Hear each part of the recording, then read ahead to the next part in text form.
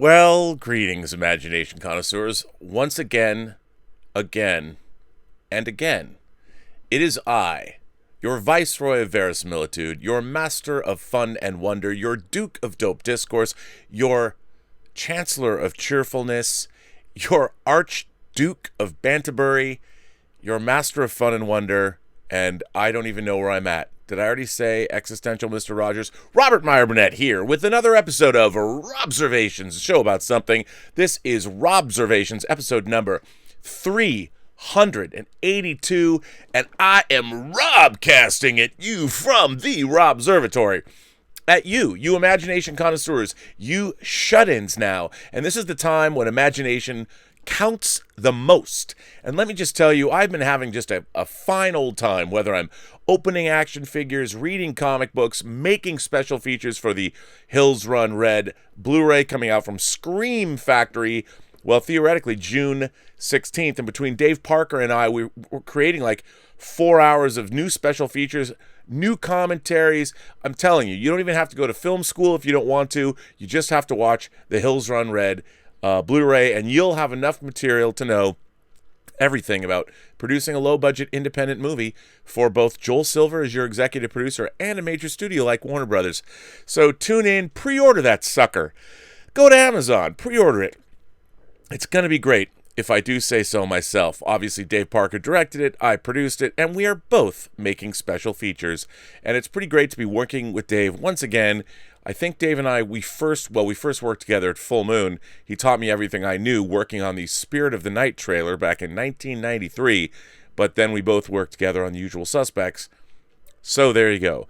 And now also, many of you have already seen these videos from imagination connoisseurs par excellence.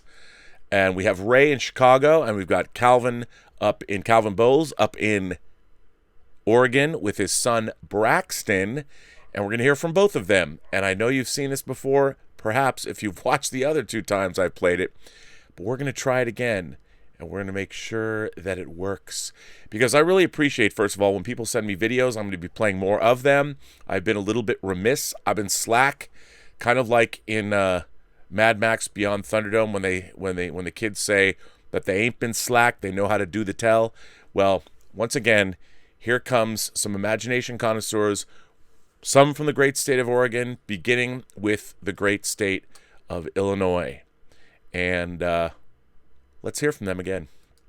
Hey Rob, from Chicago. This is Ray Valero. Just want to support your show. Great show, by the way. I'm thinking later this year I might sign up for your Patreon once you get another job. But I try to send some super chats here and there to support. And I just want to say great show again. And I want to show you a quick tour of my humble theater room, basement, multi-purpose room. I have a 2-year-old and a 2-month-old, so it's not exactly a dedicated theater, but here it is. Here is my 2-year-old. Start out with a simple seating. That's where I normally sit. Projector right there. 1080p, but I'm going to update that to 4K.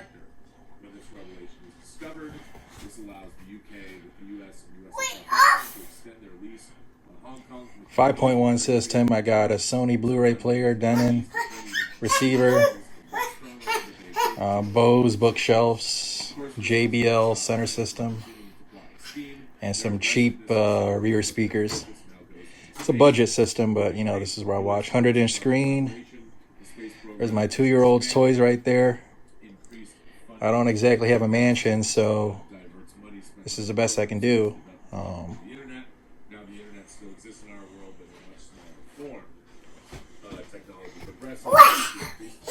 Got some Blu-rays here. Some X-Men, Dark Knight trilogy. And this is my view from my seating area. 100-inch screen again. And here's my humble theater. Basement, living room, basement, living area. And I think that's cue to stop the video. Again, Rob, great show. Fully support, wishing you the best. Hey, we're back, Rob. And we're back to talk about, what did you watch last night today, Braxton? Trek Picard. Episode? Who's that a picture of? Foster Flora. Who'd she play? Who is it? Who'd she play? Her. Yeah. Now I'm going to ask a quick trivia question real What's quick. her name again? Uhura, Foster Salada. And here's a trivia question for you, Braxton. Put it so we can see your face. Let's see your face. What does Captain Sisko have on his desk? A baseball. A baseball, right. Yeah, that's under my picture. Yeah, this is Hendrickson, too. He wanted to be in this week. Braxton's little brother. This is the little Trekkie Braxton. Oh, and Braxton, what did you think about Star Trek Picard Episode 2? Was it better or worse than Episode 1? Better. It was better? How many phaser blasts? 16. 16, that would be 10, right? Yeah. 10. 10 phaser blasts. Great. Let Henny show it once. Yeah, you want to show it? Show everybody the picture, Henny. Turn it around. Turn it around, Henny, so everybody can see it. Yeah. Yay. Yeah. Yeah, this is Hendrickson. And Braxton, do you recommend other people to see Episode 2 and keep watching Picard? Yeah. Are you looking forward to next week's episode? Yes. Yes. Oh, you want to show an action figure, right? Who do you want to show this week? Honey, you get to pick. No. Come on. Okay. Hi. Here, show. Who's this right here? Wesley? Wesley. No, I don't want to show Wesley. Oh, you want to show the Borg? Yeah. Yeah, he's got a Borg there. I'll show you. No, Wesley. And here's Wesley, yeah. All right. Are you looking forward to next week's episode of Picard? I'm picking who I want to show. Oh, who do you want to show? Guinan? Jordan? Yeah, that's Guinan. That's a girl. Yeah, of course. Well, I don't like the name if it's called Guidance, if it's not like that's a girl. Bye, like Guidance. well, we're going to be back next week, right? Yeah. Tell Say- Rob bye. Say bye to Rob. It's not over yet. I didn't get to show my... Show them all then. Show them all. I didn't get to show my officer yet. There's the doctor. Here's Wesley. Here's the evil Spock. All right. Okay, say bye, everyone. Say bye, everyone. Say see you next week. Bye. Say see you next week. See you next week. Hey, Rob. Well, I just want to say thank you both to Ray and to Calvin for sharing the next generation of imagination connoisseurs with us. And I also want to thank all of you for sticking with me through these technical difficulties, which were odd, to say the least. But I think I have surmounted those, and we'll just keep soldiering on because that's what we do. There are no problems. There are only solutions. Well, ladies and gentlemen, it's great to be here for episode number, as I said, 382. And man, there has been a lot of stuff happening. A lot of things have changed on a daily basis, both, well, all around the world. But once again, I'm here. I've got friends that I have known, people that I've met through this channel that have been directly now touched by this coronavirus pandemic. Some people have lost family members. Shouts out to James out there. I was sorry to hear about your uncle. Hope your aunt will be pulling through. Be there for her, man. Sorry to hear that. But there's a lot of craziness going on, and I think that all we can do is move forward and honor everyone that's being affected by this by, well, keeping up our spirits. That's all we can do, I think. And that's why I'm here. So once again, it's great to have people send in videos. If you want to send, I've got more videos to play as well. Not on this show, but I'm going to try and keep up. If you sent me videos, like Jeffrey Mao sent me a video, by the way. Jeff, you sent me a video, and there was only 1 second of it. I've tried doing everything I can. It's only 1 second. I don't know why. If you have that video and you can resend it to me, I will be happy to play it. And by the way, if you sent me a tip or a super chat, I still have them all, and I'm going to get to those later. But I figured I would start now. This was another article from the Hollywood Reporter. God love the Hollywood Reporter because it keeps me in things to talk about. This was an article that was published at 5:30 in the afternoon yesterday after I had already gone off the air. Is it the air? Can you call it the airwaves? I guess you really can't because I'm not being beamed over the airwaves. I'm coming to you at, I guess, cable of some kind, digital cable, fiber optics, whatever you want to call it, but not over the airwaves. But, you know, I kind of like that anachronistic terminology. But anyway, this article was published in the Heat Vision section of Hollywood Reporter by Richard Newby, who I love. I love the Heat Vision section of Hollywood Reporter. I usually go to it. One of the first things I do in the mornings. I obviously go to Dark Horizons. I go see what Garth Franklin has for us every morning. Then I go to Deadline, and then I go to the Hollywood Reporter and read Heat Vision. So, as we talked about yesterday, there was a big shakeup. Marvel pushed all of their... Basically what they did was they pushed their entire schedule forward. They moved Black Widow off of its May 1st birth. They moved it into November to take over the spot for the Eternals, which was my second most eagerly awaited movie of the year after Dune. Obviously, Denis Villeneuve's Dune. And I should say, with the caveat that I thought I would have already probably have seen, well, we would have seen No Time to Die, but still, No Time to Die comes in, well, I have to say, probably every time a Bond movie comes out, it's my most eagerly awaited movie of the year. But for the latter half of the year, I really wanted to see Dune and the Eternals. You know, I'm an old school Eternals fan all the way back. I mean, Kirby did the Eternals, and as people know, for those of you who don't, this Marvel Omnibus collects all of Jack Kirby's work on, you can't see it, on the Eternals, and because there was only, 18 issues or something like that? Maybe more than that, 5, 10, 15, 20 issues. So it was not a long-running series, but I always loved it. And, of course, Neil Gaiman, actually, after this, he also did a version of the Eternals, illustrated by John Romita. And there that is. So I've been a fan of the Eternals, and obviously, it's back. And of course, Chloe Zhao directed it, and I'm really looking forward to this movie to see where it goes. And I'm sorry that I'm not going to be able to see it now, I guess until February, but let's just get into this and see where. This was an interesting article. The gears at Marvel Studios are slowly but surely turning once again, despite the numerous theatrical release setbacks caused by the coronavirus pandemic, which has given rise to the dreaded phrase indefinitely postponed. Scheduling is finally getting back on track. Of course, we're still in the early stages of the pandemic, and the release calendar announced Friday by Disney is subject to change. But for now, Disney, along with Warner Brothers, Universal, Sony, and Paramount, are starting to claim new territory for the latter half of 2020 and the next couple of years. When it comes to these new dates, it should come as no surprise that the Marvel Cinematic Universe, the highest-grossing film franchise of all time, is dominating the conversation and anticipation for the day we can all return to the movie theaters. Looking at Marvel Studios' new Phase 4 release dates hints at what could end up being a potentially interesting story for the studio's post-Endgame identity. There's no good news born from pandemic, and the release schedule of a multi-billion-dollar company is the least of our worries right now.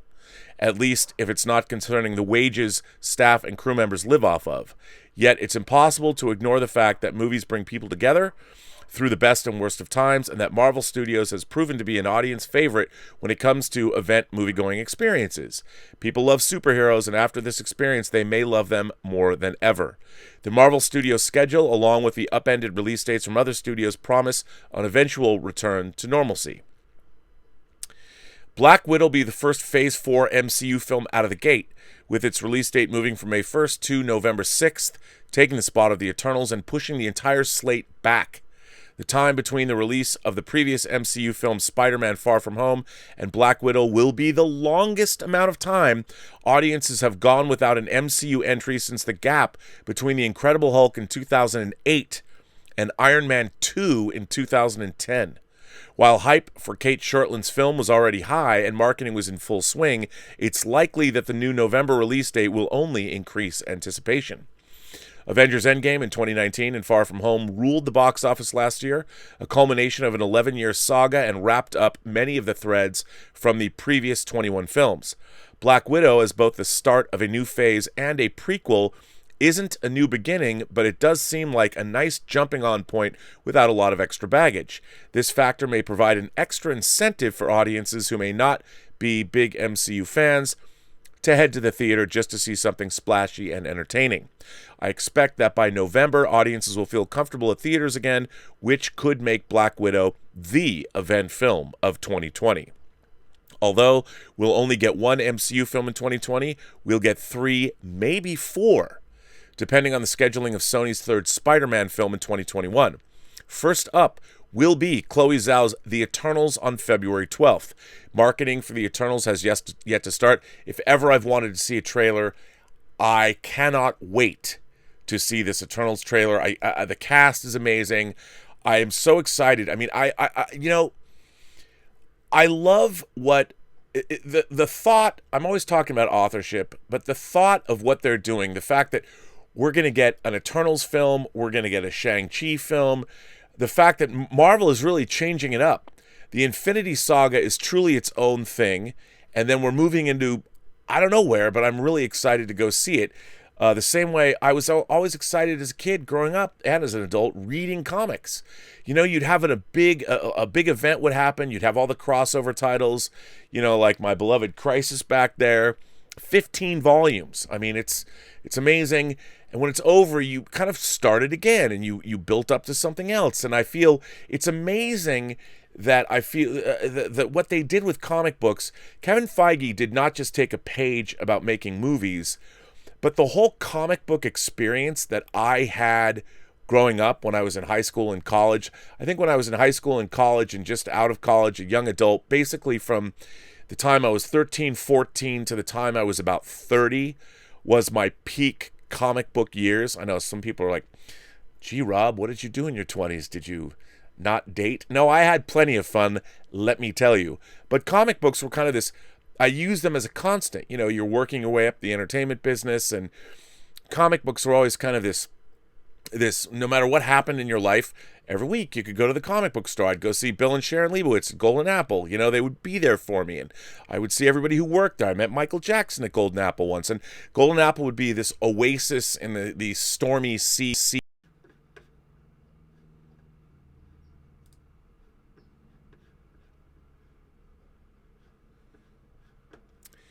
Now, I could pretend that nothing happened.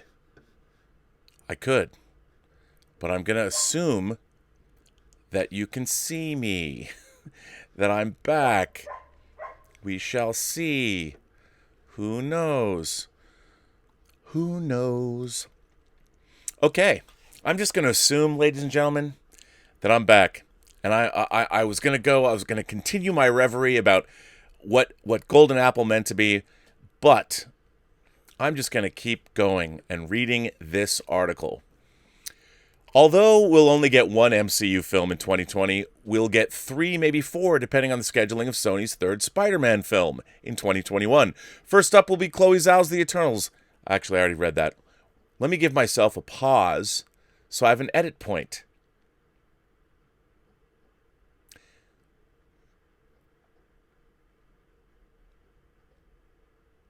First up will be Chloe Zhao's The Eternals on February 12th. Marketing for The Eternals has yet to start, although we likely would have gotten the first trailer later this month.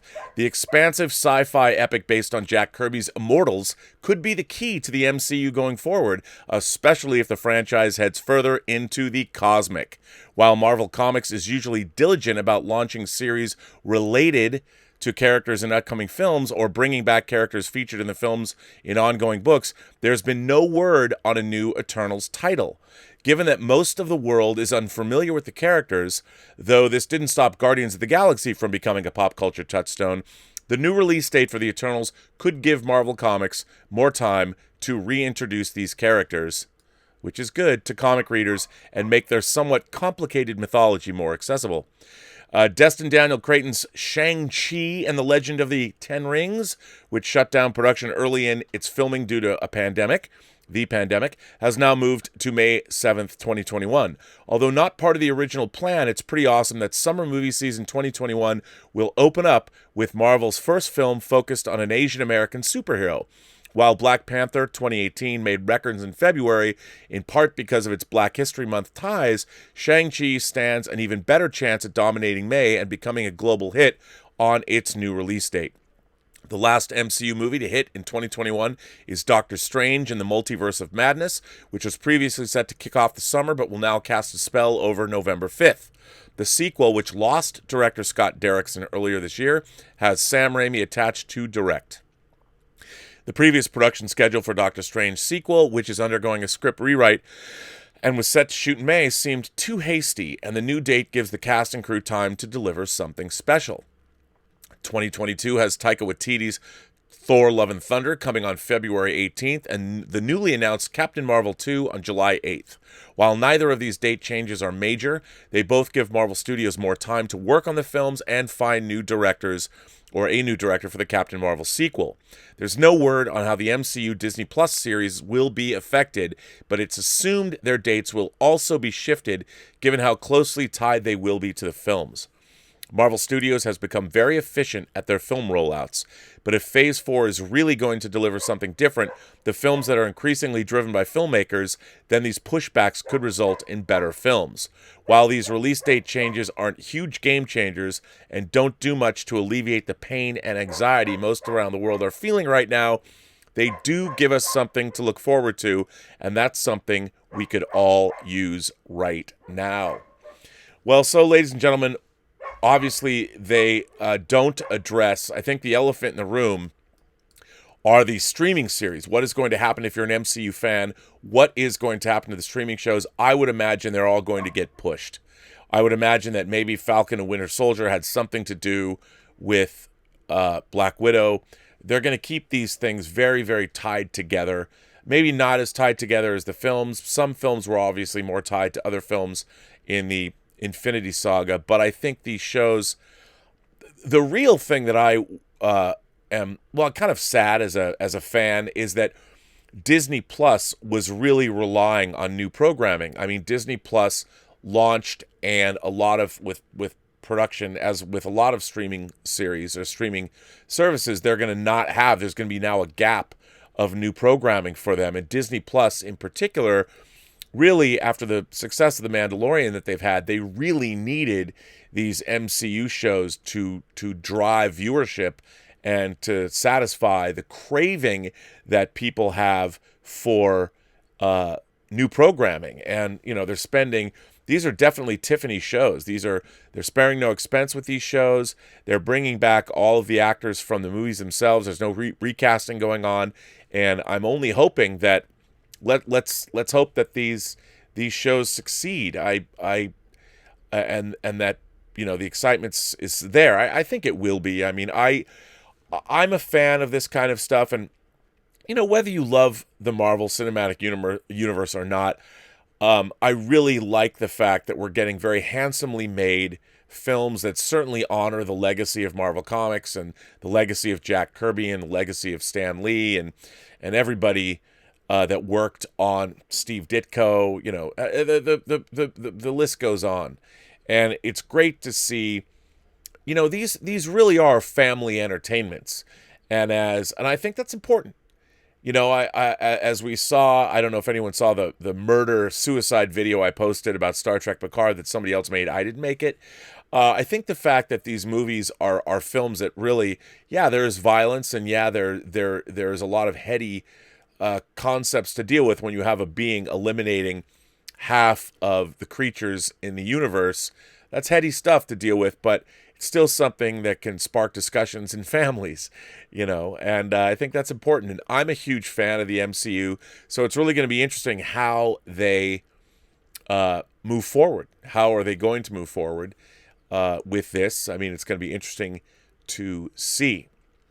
But listen, this episode has been so discombobulated so far of Robservations. I'm just going to jump in to what all of you have to say and what all of you have to think. And because why not, right? I can see there's a lot of people, once again, going to have to drop on the old glasses, my plastic Amazon specials. Sam O'Neill sent in a tip and says, "Hi, Rob. Just curious, as I know nothing about comics. In the comics, is Bucky the Winter Soldier, or was it a huge wow moment in the cinema for people who knew the comics as well?" No. Everyone knew Bucky was the Winter Soldier. It was a very well-regarded storyline written by Ed Brubaker in The Winter Soldier. And it's a fantastic... Ed Brubaker's run on Captain America is, I highly recommend it. Even if you're not into comics and want a jumping on point, it might be a little too steeped in mythology, but Ed Brubaker's Captain America run is certainly a great place to start. It's collected over multiple omnibuses. Definitely some good stuff that you can check out if you're not a comic fan. Star Wars Rock sends in a tip and said, "If there's one thing I don't understand about the way Disney Plus was released in the UK last week, it's why it wasn't also released in Gibraltar, as were a British overseas territory." You know what? I can't speak to that, Star Wars Rocks. It might have something to do with other jurisdictions or how they actually transmit. Maybe, I don't know. I really don't know. I don't know anything about it. That's interesting, though. You know what? That's something I might want to look into just to find out for my own bad self, my own edification. We'll look into that. Is there any imagination connoisseurs out there that can find out why in a British colony like Gibraltar? See, it's so funny. Gibraltar's a place I've always wanted to go. Why? Because of a James Bond movie. Because of the opening of the Living Daylights when they parachute down onto Gibraltar to have those exercises, Schmiert Spionen. I think James Bond movies when I was a kid, they made me want to go places. And to this day, I want to go play Texas Hold'em at the Casino Royale in Montenegro. Not Montenegro. But yes, why not? Let's find out. Can anyone tell me why? Willow sends in a tip and said, "Should prequels like Star Wars be made under the assumption that audiences haven't watched the originals? I didn't know Palpatine was evil, Anakin breaks bad, and the trilogy ends with them winning. There were major twists that I got spoiled for." Well, Willow, you're younger than I am, and these are existential questions that I think are going to be left up for future generations. I think it's actually, now, if you're born now, and if, I guess you're born, I think you're in your mid-20s. It's interesting. If you're in your mid-20s, I would assume you were born in, let's just say you're born in 1995, right? Phantom Menace came out in 1999, so you would be 4 years old. So I think for future generations going forward that are going to watch the Star Wars movies beginning with Episode 1, it's a very strange world to live in when the original trilogy existed. But I think moving forward for most of human history, it's going to be a strange situation. To me, Star Wars was just called Star Wars when I first saw it, and it was only Star Wars for 3 years mostly. They changed it later to Star Wars Episode 4, A New Hope. But I think it was actually changed in, 81? I don't think it was changed before Empire came out. Maybe it was. Maybe in one of the re-releases. I can't remember. But, yeah, I don't even think of Star Wars Episode 4, A New Hope as Star Wars Episode 4, A New Hope. It's just Star Wars.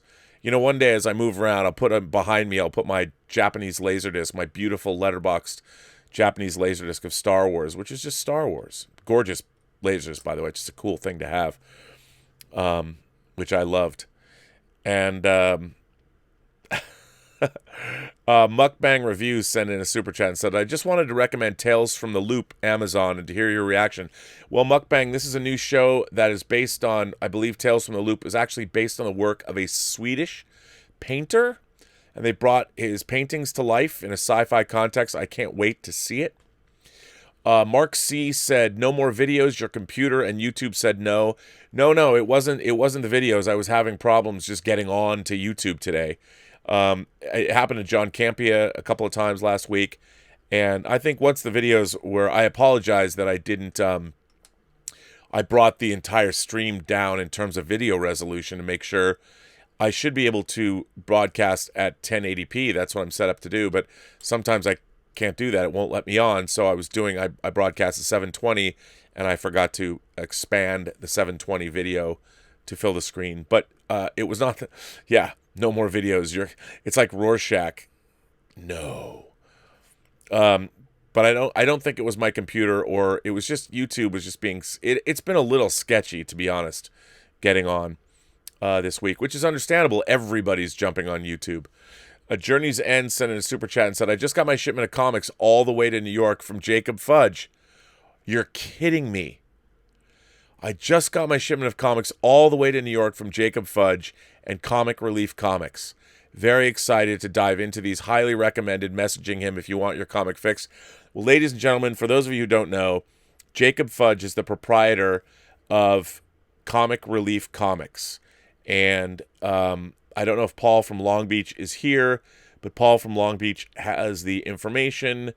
Maybe he can put it in the chat if he's watching. But it is the official. I should have that. I should just have it handy. I don't have his information handy. But he is a comic book store that obviously is shuttered, doesn't have any new comics. I was actually thinking of running some kind of an auction, maybe an auction where I could auction off my comics. I mean, some proceeds would obviously go to me and some would go to him or something like that. But he is the official comic book store of Robservations and the Burnettwork. I didn't know, Journey's End, that you were doing that, and I think it's fantastic. And that is so great that you purchase comics from him, and that you're going to do that. I think that's what a great thing. And that just reminded me, actually, I've got to since I just got an email or a text from a man, Cliff Stevenson, my friend Cliff Stevenson. Here's a cool thing. So I'll just let's see. Hold on, I gotta go get it.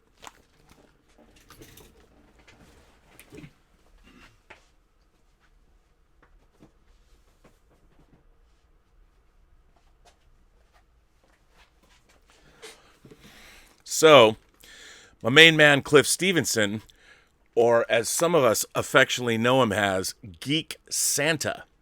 I used to live closer to him, and sometimes there would just be stuff on my doorstep that Geek Santa would bring. Now, Cliff Stevenson is, in his own right, he is a very accomplished producer of special features on physical media. He produced special features that are amazing for Hannibal, Brian Fuller's Hannibal, and he most recently did an amazing documentary on Rian Johnson's Knives Out. Well, I got a message from him. He didn't want to see me, but he asked, he'd never been where I live now, and Geek Santa said he had something for me, and he left something on my front stoop. And during these times of, when we're all sequestered away, you can still bring joy into people's lives. And Geek Santa always finds something unique. He introduced me to Displates. Of course, he gave me a Fury Road and a Star Trek The Motion Picture Displate, which is like a metal poster that has magnets. You can put them on the refrigerator and stuff. And yesterday he sent me, he brought it over. He hand-delivered it, I would assume, unless he's got elves and minions just going out to people's houses. But he sent me this. A framed Tron. This is for the Tron video game. Now, for those of you who don't know, I did produce a feature-length documentary for the 20th anniversary of Tron that first appeared on the catalog DVD that Disney released, the double disc set. And you can see, if you can see that it's reflecting the screen, but you can see the Tron controller for the upright video game, the Bally Midway game. So yes, my friend Cliff Stevenson, affectionately known as Geek Santa, he just finds these things. He finds these things that you don't even know that you love and that you wanted because you didn't know they existed, but he finds them. Like, I don't know if he scours Etsy. I don't know what he does in his spare time. He's also got an action figure collection that's probably much bigger than mine now, but so shouts out to Geek Santa for that, which was fantastic. So anyway, you just never know. So Journey's End, thanks for patronizing Jacob Fudge's store, and it's awesome that he got those to you. How terrific. Just a Brown Girl sends in a tip and says, lessons from Rob's little shop of genres. Mukbang onomatopoeia. Ellen Ripley would totally be worthy. Canon and franchise stewards. The Guardians against lazy writing. Cultural artifacts. Thanks, Jim Bowers, for psychic sperm. I don't even want to go there. Thanks for letting me lurk. Does Jim Bowers have psychic sperm? I don't even know what that is. All I know is that's scary. You're welcome, Just a Brown Girl. You can lurk all you want. I have no problem with that. Emil Johansson sends in a super chat and says, how long can studios wait before they stream? The studios will wait. Streaming so far, as we covered on the John Campea show, a Manny Pacquiao fight is currently the record holder for the largest revenue generated from a stream, $90 a pop pay-per-view, and it generated $400 million. That isn't nearly enough to make films go streaming only. The fact that Artemis Fowl, which was a Kenneth Branagh-directed Disney film that they had high hopes for, is moving straight over to Disney Plus is something they're hoping becomes a marquee film for new subscribers. Again, though, they have to promote that. Who's going to know it's there? We'll see. We'll definitely see if that works.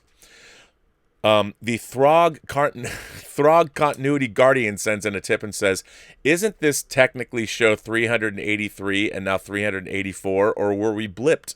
Just received Fantastic Four Epic Collections Volume 21 and 22, a very underrated one run by Walter Simonson. I love Simonson's Fantastic Four. It was great. Also features a first appearance of Time Variance Authority seen in a Loki clip. Oh, that's very interesting. Well, that's cool that you're reading that. Oh, Simonson's work's always worth reading. Stubble McShave says, I rewatched It's Only a Paper Moon and marvel on how that's an episode of Deep Space Nine, by the way. It's a terrific episode of Deep Space Nine. I rewatched It's Only a Paper Moon and marvel at how they made an episode about PTSD and focuses on Nog, who heals himself by going back to his Ferengi roots and helps Vic run the nightclub in the holosuite. All the while, a galactic war rages in the background. It's Only a Paper Moon is a marvelous episode of Star Trek. You're dealing with holograms, PTSD. It's absolutely wonderful, and it shows what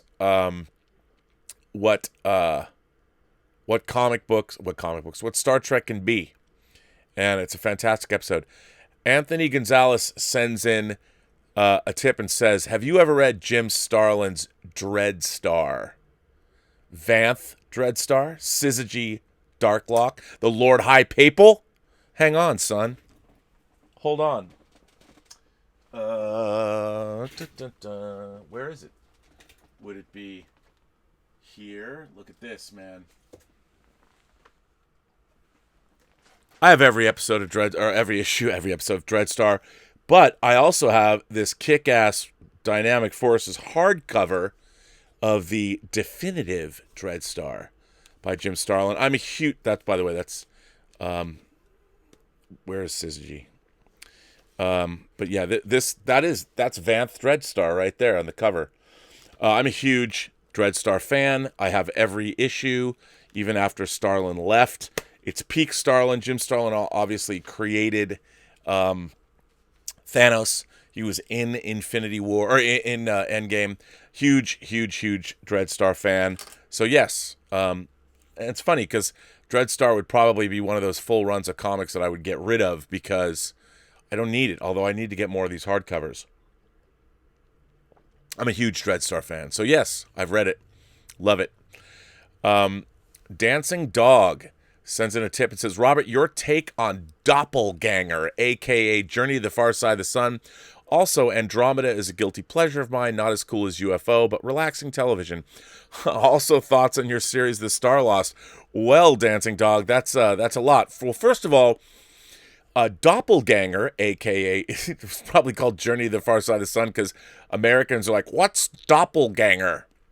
Well, I believe Doppelganger is a German word that basically means double. You know, like you have a doppelganger. There's a double of you. Journey to the Far Side of the Sun is a feature film that was made by my beloved Jerry Anderson, the man I was talking about yesterday, who produced UFO and produced Space 1999, and of course Thunderbirds and Joe 90 and Captain Scarlet and Supercar and Stingray and Fireball XL5. I'm a huge fan, and Journey to the Far Side of the Sun is one of the more intriguing. It's a little silly if you start to think about it, but it's one of the more intriguing science fiction films made. I want to say it was 69, Lamau, or 70, but I think it's 69. Let's see. The Far Side of the Sun. Just want to make sure. Yes, it's 1969, and I do own it on Blu-ray. And it is a very interesting movie where it turns out there is a duplicate Earth that's on the other side of the sun from us. It's like rotating like this. I get, would you call it, synchronous orbit, but around the sun. But so we can't really see it, but we discover it's there somehow. And there's Roy Finnis from the Invaders fame. He is an astronaut that is going to travel to this other Earth to investigate it.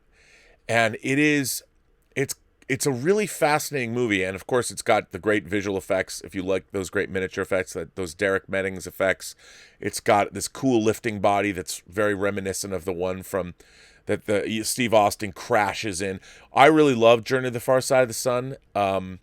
It's so weird because I have a one sheet for it, an original movie poster for it, and the artwork is terrible. It's got like an Apollo capsule on it. Like, what?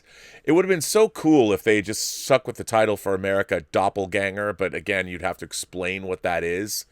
I think there was a Drew Barrymore movie that came out later called Doppelganger, like in the late 80s, early 90s, that was directed by the guy who directed Time Bomb, I think. But I'm a huge fan of Doppelganger. I think it's really cool. It's not as cool as UFO, but it was a cool movie. Andromeda, are you talking about Gene Roddenberry's Andromeda? Or a different Andromeda? Because I liked Andromeda. My friends Ashley Miller and Zach Stentz wrote for Andromeda before they wrote Agent Cody Banks. So I like Andromeda. I think there's a lot of it that was good. Some of it not so good, but I thought it was definitely respectable. And The Star Lost. Wow, The Star Lost. Oh, Keir Dullea. The Star Lost is not great. It's basically about a giant colony ship that is lost. And it's got some intriguing ideas in it, but it's a tough slog, man. The Star Lost is a tough slog. I want to say The Star Lost is it 72? Is 73? Let me see. I don't know, but that's what the internet's for. The Star Lost is 73. Yes, it's a Canadian-produced television series, and it was broadcast in 1973 in Canada.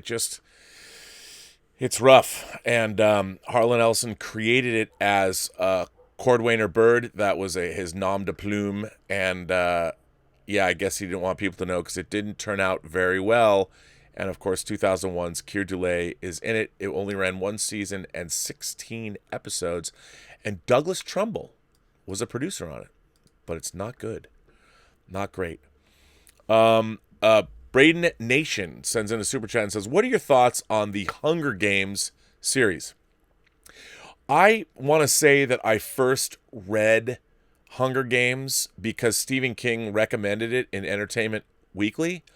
And obviously, in a way, it's a cousin of sorts to his Richard Bachman book, The Running Man. Now, if those of you who've seen the movie The Running Man, the Running Man movie is way, way, way different than his book, The Running Man. King's The Running Man was much more akin to, there's a movie, if you guys haven't seen it, I think it's based on it's called The 10th Victim. And I want to say that came out in 1966, The 10th Victim, with Marcello Mastroianni and Ursula Andress. And the plot of The 10th Victim, it takes place in the future, and there's this thing called the Big Hunt, where you're a hunter and then you're the prey. And if you survive 10 hunts and 10 runs, you have to run, you get riches or something. And it's a really cool 60s movie that is really influential. People look at it now and think it's very Austin Powers. It's got a great score, and of course, it was directed by Elio Petri, who directed Citizen. What is it? Report on a Citizen Above Suspicion, which, by the way, is that's the wrong name of the movie, though. It's 65. It's an Italian international co-production. As a matter of fact, I wonder if there's a trailer for it. Well, they've got the whole movie on YouTube, but I really like The 10th Victim, which is based on, I want to say, a Robert Sheckley short story. The 7th Victim? Hang on. Let me see. Yeah, Robert Sheckley. It's a Robert Sheckley short story. All this stuff I put away in my head. And Robert Sheckley later published a novelization of the film in 66 and 2 sequels, which I didn't know. Victim Prime and Hunter Victim in 87 and 88. That's a movie you could remake, although... Anyway, I like The Hunger Games. People say it ripped off Battle Royale. See, Jim Boys, you should know what Battle Royale is. I don't know if it did. I don't necessarily... But it is very similar to both The 10th Victim or The 7th Victim and... King's Hunger Games. I really liked the Hunger Games. The first Hunger Games book I liked a lot. I did think the series was a bit of diminishing returns. Catching Fire, I read all 3 books. And Catching Fire, it just kind of replayed the first movie. It was a very thinly... why Katniss had to go back and go into the arena again was sort of silly. And then the relationship stuff, Mockingjay was I thought not it really did live up to its YA moniker. I just didn't care about the soap opera aspects of the characters, and but I really liked Hunger Games. Dancing Dog also sends in a tip and says, not that I'm a perv, of course you're a perv, but I really miss Something Weird Video, and through them I was able to assemble my collection of early 70s porn. The films are a cool time capsule of how things really looked in the 70s, and I have a thing for Candida Royale. Well, you know what, Dancing Dog? I'll tell you. I mean, there is... The pornography of the early 70s was way different than what we see now. I mean, there was actually an attempt in a lot of cases to make real movies. I mean, again, in terms of 70s porn, I've got favorite 70s porn movies, like... I'm a huge Barbara Broadcast fan, and of course I've talked about Radley Metzger. I loved his softcore stuff like The Score or Licorice Quartet or The Image. Like, I really love The Image and Licorice Quartet. And then Radley Metzger stopped making like Euro softcore and went full on hardcore and made things like Days and Nights or The Afternoons of Pamela Man and stuff like that. But yeah, I Something Weird. Okay, so Something Weird Video is a company that existed in the, I guess, late 70s and early 80s and onward, where they would get weird cult titles. And there are places that are putting stuff like that out on like Vinegar Syndrome is one of the companies that do. You can go to like Diabolic DVD and find a lot of this stuff. But yeah, I am a big fan. I like a lot of the 70s pornography, which is, again, a very different experience than the kind of porn that we see now. There's actually an attempt to be surreal or tell very strange stories, and it was crazy.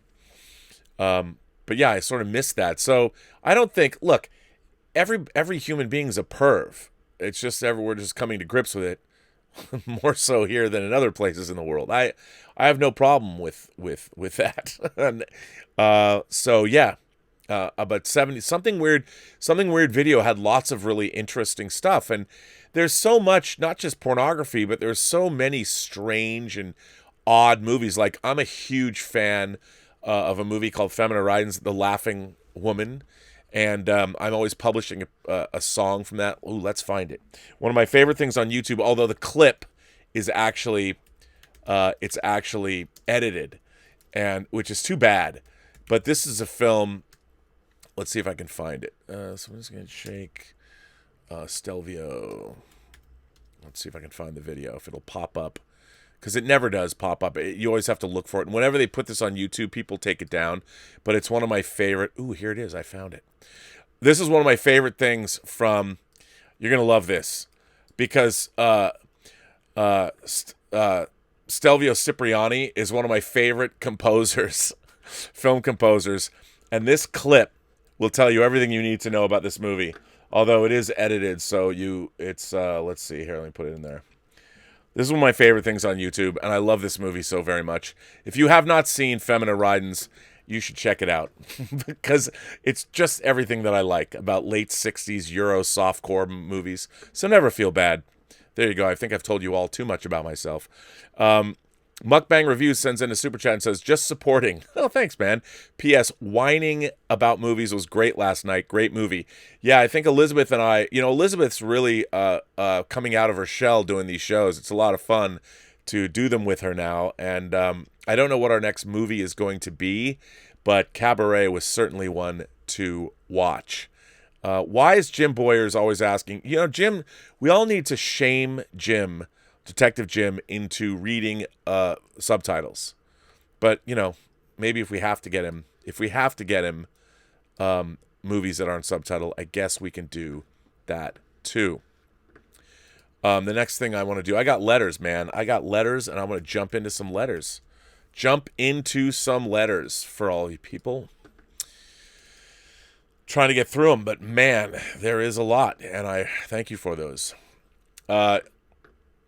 Let's see. As I call them up. Wow. You know what? Vesna sent in a letter, but it's for Elizabeth, so I'm not going to read that here. Wow. Elizabeth will be very happy. Our man Omar94 is here again. Hey, Rob, since you were a script reader and a comic book fan, I'm curious to know if you ever got a chance to read scripts for superhero movies that weren't made. Or if they did, they were different on screen. John Turman, Michael France, Zach Penn, and Jonathan Hensley wrote different Hulk scripts leading up to the 2003 film, and all were better than the Hulk movies. Turman and France's script were origins, with the leader as the villain, with aspects from those scripts incorporated into the 2003 film, as they have writing credits on that film. Penn's script had Bruce Banner already as the Hulk and had a scene of him fighting a school of sharks.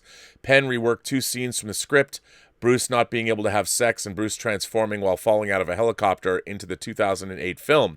Hensley's script was an origin but had Bruce fighting insect men. X-Men had a script by Andy Kevin Walker of 7 with Sentinels, Boulevard Trask, Henry Gyrich, The Danger Room, and the Brotherhood of Mutants, with the focus on the movie split amongst the X-Men as opposed to just Wolverine. Ed Solomon and Chris McQuarrie wrote a draft similar to the 2000 film, but had more focus on other characters like Storm and Cyclops, and had Beast. A lot of the script is similar to the 2000 film, but David Hayter reworked it into what the movie became. Michael France and Doug Petrie wrote Fantastic Four scripts, both of which were great and better than all of the movies, but weren't used. Aspects of France's script was used in the 2005 film. France also wrote a Punisher script that had aspects of it in the 2004 film, but was very different, with Jigsaw as the villain. It was better than all the Punisher movies made. Lee and Janet Scott Batchelor wrote an earlier draft of Batman Forever, which was darker and had a psychotic Riddler with a pet rat. A lot of the plot and dialogue was in the movie, but the movie was more lighthearted. Cary Bates wrote a Superman 5 script, which ignored events of 3 and 4, continuing from the greatness of 1 and 2, with Brainiac as the villain. According to Bates, it wasn't used as it was too ambitious for the special effects of the time. Bob Gale of the Back to the Future movies wrote a Doctor Strange script back in the 80s, which had Baron Mordo as the villain. Mark Protesevich,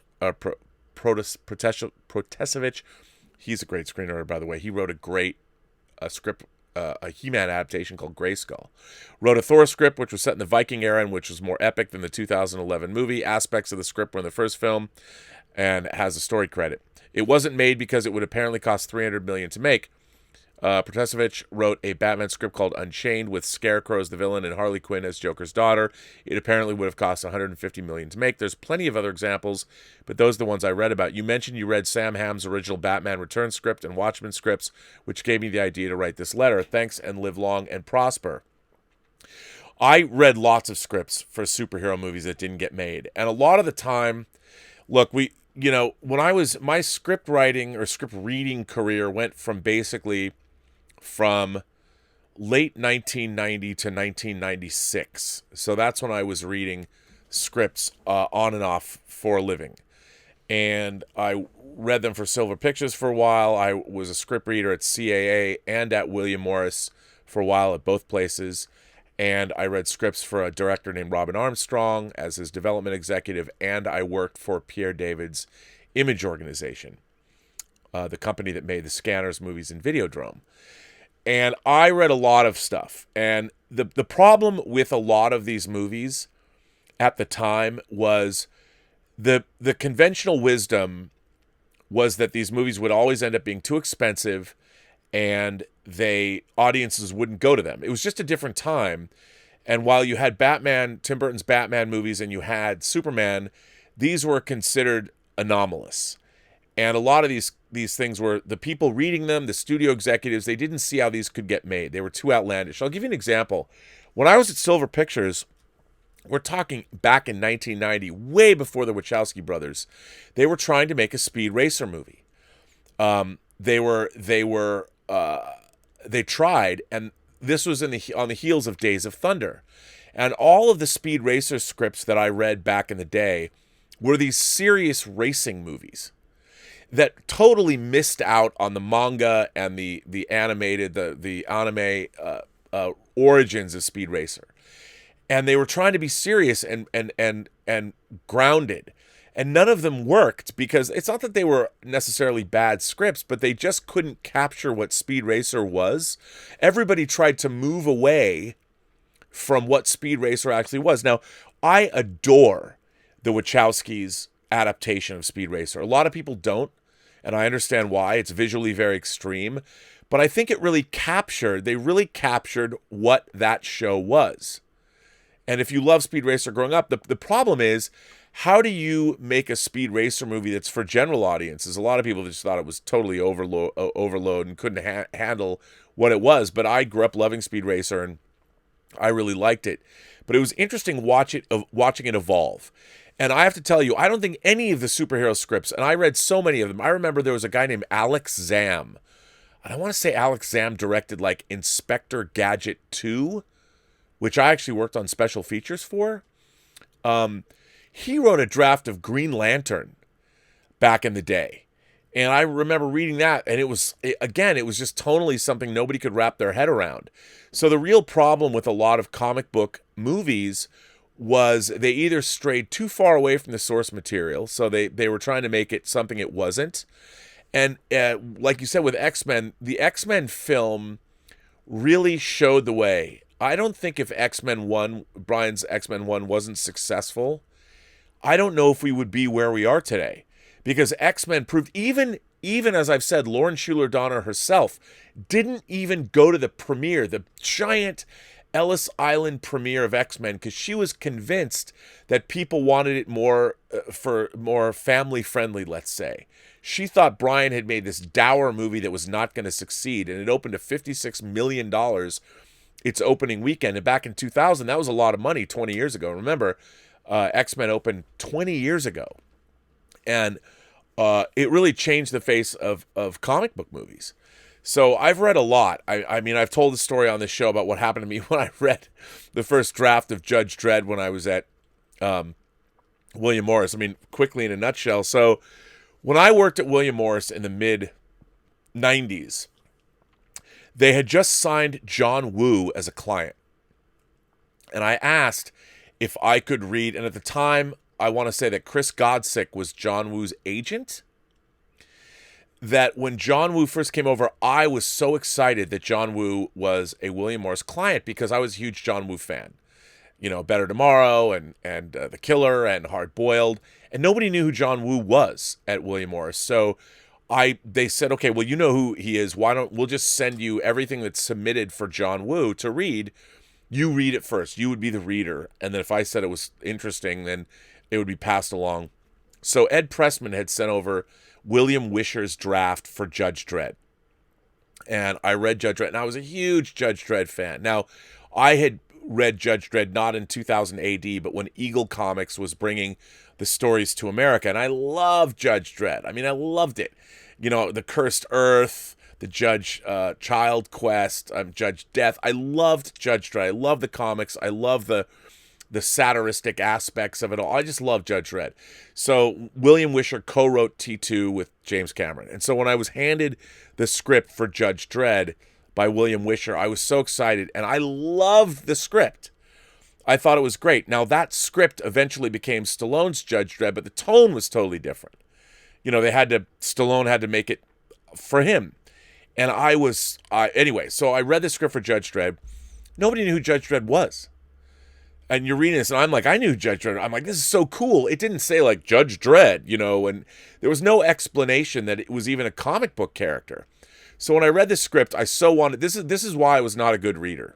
I mean, I was a great reader when it came to analyzing material, but so I took it upon myself I basically wrote like a 20-page report, like a book report, about who Judge Dredd was and why, with the idea of Mega City 1, why John Woo would be a great director for this coming from Hong Kong, that he would have a really unique insight into what a mega city would look like because he was, you know, he lived and worked in Hong Kong. And I'm like, he's the perfect director for Judge Dredd after seeing the operatic, you know, his crime thriller movies. And obviously I thought he'd be perfect. So I wrote this book report and I wrote script coverage, the coverage for the script. And then I wrote this book report. And, you know, what I would do is I had like a drawer at William Morris, and I would go to William Morris like a couple times a week. And in my drawer would be the scripts that I were to read. And then I would return and give a floppy disk with my pieces of coverage. And I'd leave the floppy disk in my drawer when I came back so they could copy the coverage and distribute it amongst the agents. So I did that. And weeks went by. And I actually got in trouble. I got a call from Karen Glasser, who's head of the story department. And she was like, look, Rob, we just want to know if the scripts are good or bad. And apparently my book report and my coverage was sent over to Ed Pressman's office, and they saw that as approval of some kind, that William Morris was going to get behind and package John Woo with Judge Dredd, and that wasn't the case. Well, it wasn't my fault somebody distributed in what was supposed to be internal memorandum to William Morris. But anyway, I got chewed out for it, and I learned, you know, in Hollywood, nobody really wants you to go above and beyond when it comes to that department. And that's when I learned to, you know, Rob, we just need to know if the scripts are good or bad. That's all I cared about. So I got in trouble. But yes, Omar, I read all kinds of different scripts for various things. The first time anybody asked me anything about a comic book related property, I've told this story before, but back in 1989, when I was working at Warner Brothers, this might have been in 1990 by then, Lisa Henson called me into her office because I would hang out every night in her office. I've talked about I had a crush on Lisa Henson. I mean, she was Jim Henson's daughter, and she was the person basically in charge of anything to do with comic books or stuff like that at Warner Brothers. It passed through her office. And Howard Chaykin, who's one of my idols because of like American Flag and everything, and I was a huge Howard Chaykin fan. He had pitched a Grimjack movie to her, and she wanted to know anything I could tell her about Grimjack. And I loved Grimjack. That was, of course, where I first saw Timothy Truman's artwork. I was a huge Grimjack fan, and it was pretty fun. Anyway, I guess I'm sort of getting out into the weeds, but what an interesting question. So, yes. Here is, let's see. Toby Hickman writes in and says, hey, Rob, love your work. I'm trying to track down the Trevorrow Duel of the Fates draft, but the now infamous Mega NZ link doesn't seem to be working. I don't know if that's a problem on my end or if the leak got shut down. Either way, I know you'll have a copy. Any chance you could send it to me? Just as an attachment is fine, or with Mega or WeTransfer if you prefer. I'm easy. Thanks very much. Keep up the fantastic work. All the best, Toby. P.S. This is a real long shot, but do you happen to have contact info for Jake Lloyd? I wrote him some fan mail on Facebook lately, but I don't believe he's checked his Facebook since 2015. I want to offer him my support. Well, first of all, no, I don't know Jake Lloyd. And second of all, Toby, I make it a point, I never, ever, ever send out anything that is sent to me. I did not get the Duel of the Fates script from any link. It was sent to me by an industry contact, and it came from, let's just say it came from a very, very, very, when I was sent the script, it hadn't gone out. No one else had it, as far as I knew. And it came from, just say, a very reliable source. And the reason that I get sent those kinds of things is I don't distribute them. And while I appreciate you might want to read it, I can't send it out. And if anybody sends me anything, the only time I would ever share anything is if I'm told to do so. I was instructed to. I asked. It was, well, maybe not instructed is the right word. Let's say I was given approval to share my thoughts about the Duel of the Fates script. Otherwise, I wouldn't have done it. So, yes. So I apologize for that. I hope you'll still be a fan of the show if I am not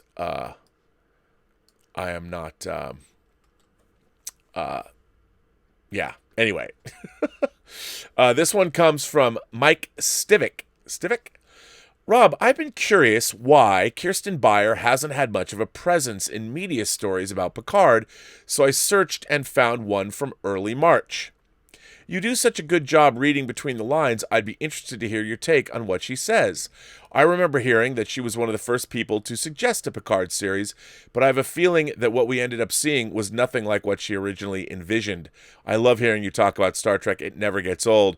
Well, Mike, you did put in the link, so I'm happy to read this.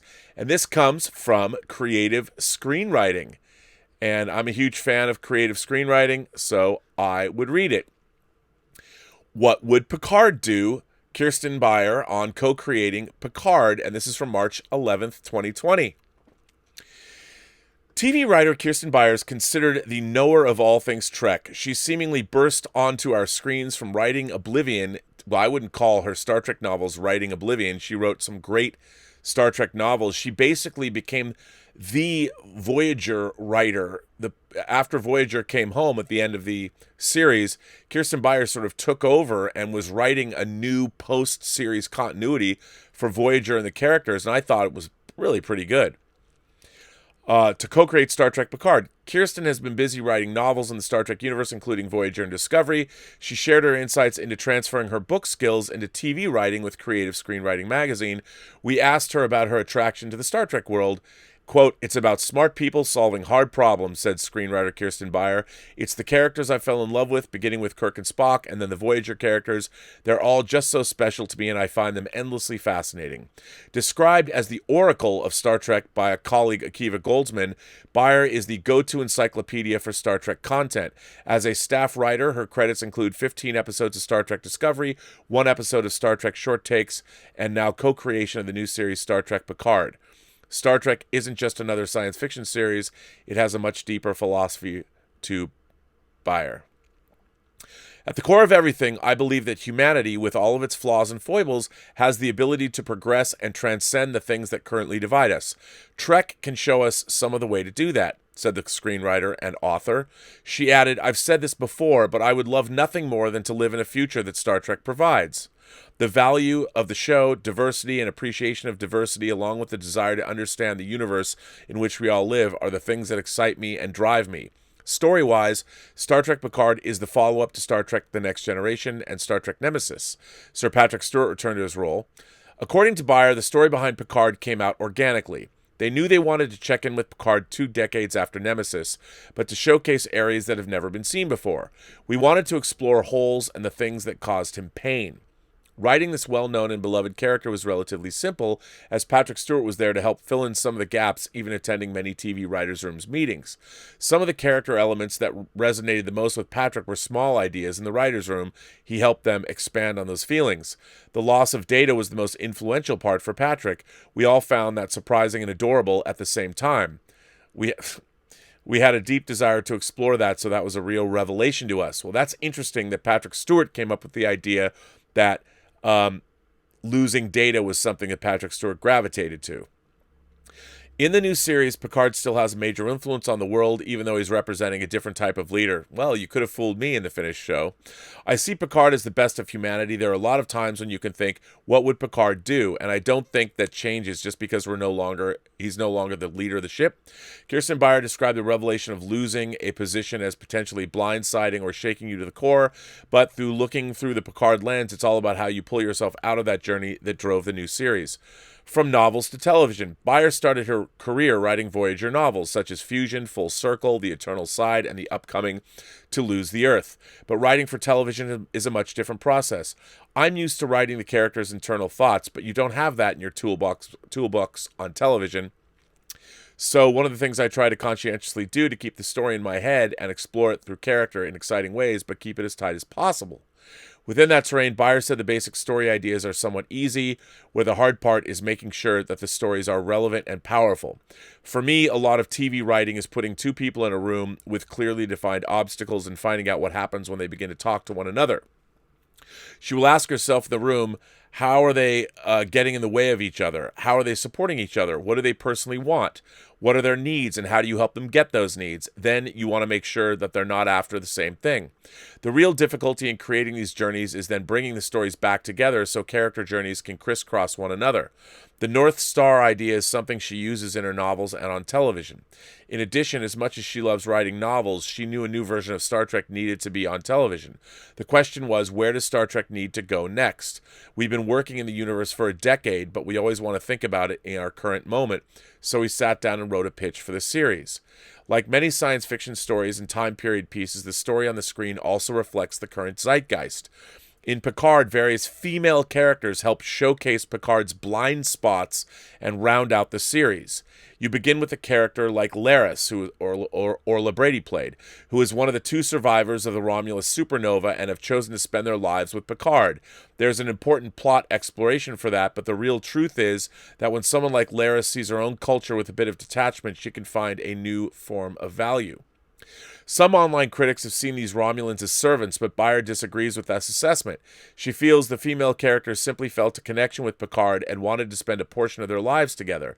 They have emotional reasons for doing so. On the other hand, the character of Rafi Muskir, Michelle Hurd, is someone who has her own challenges, so she is less able to help the protagonist. Instead, her relationship with the former captain pushes her further into her own darkness. Both of these characters are dealing with trauma. And then she goes on and on and on. This is a long article, actually. I'm going to put this in the chat so you can read it. And I'm going to catch up with this. I did not see this. So I watched a video. I think it was Wired. I'm not sure who it was. Michael Chabon, and that's how you say his name because he says it that way. And Akiva Goldsman talking about Picard, and Kirsten Beyer was not there. And look, there are people that are uncomfortable with being on camera, and I can understand that. I've met a lot of science fiction writers in my life that, as arrogant as some of them can be, some of them also are very reluctant to appear on camera. I think the fact that Kirsten Beyer has not been around, where Michael Chabon and Akiva Goldsman have been around, says volumes.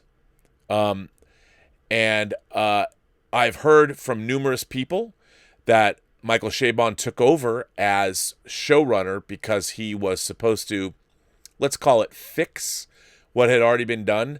And I also know from certain people that I've let's just call them friends. Certain people that I'm friends with have told me that have direct knowledge of her experience. It hasn't always been the best for her.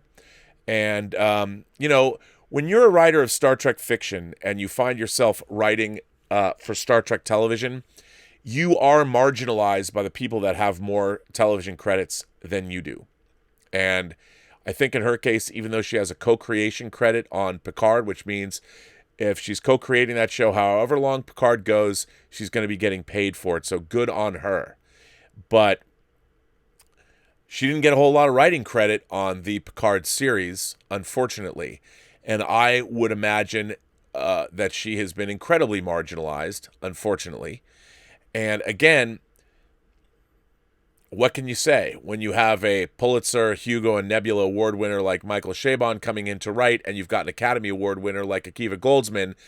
Anyone who's writing Star Trek novels, as was told to me by Diane Duane herself, who also wrote for the first season of Star Trek The Next Generation, will find themselves marginalized. So I think that she probably, Mike, didn't have a lot of say in what went on, and I clearly think that judging by what we wound up getting, it's very funny because, again, don't want to take away from anybody enjoying what if anyone enjoyed Picard, I would say more power to them. Good for you. But, I read a Reddit post. I put it in my phone today. A Reddit post. Actually, you know what? I'm going to get it. I'm going to get it because I just saved it. I wanted to save it for the next time I was talking about Picard to look at. And this Reddit post, let's see if I can find it here. Here it is. This Reddit post, I have to blow it up. It was sent to me via Twitter, and I don't know who wrote this post, but it was just sent to me. And it was all about Maddox. It's all about Bruce Maddox and about his plan.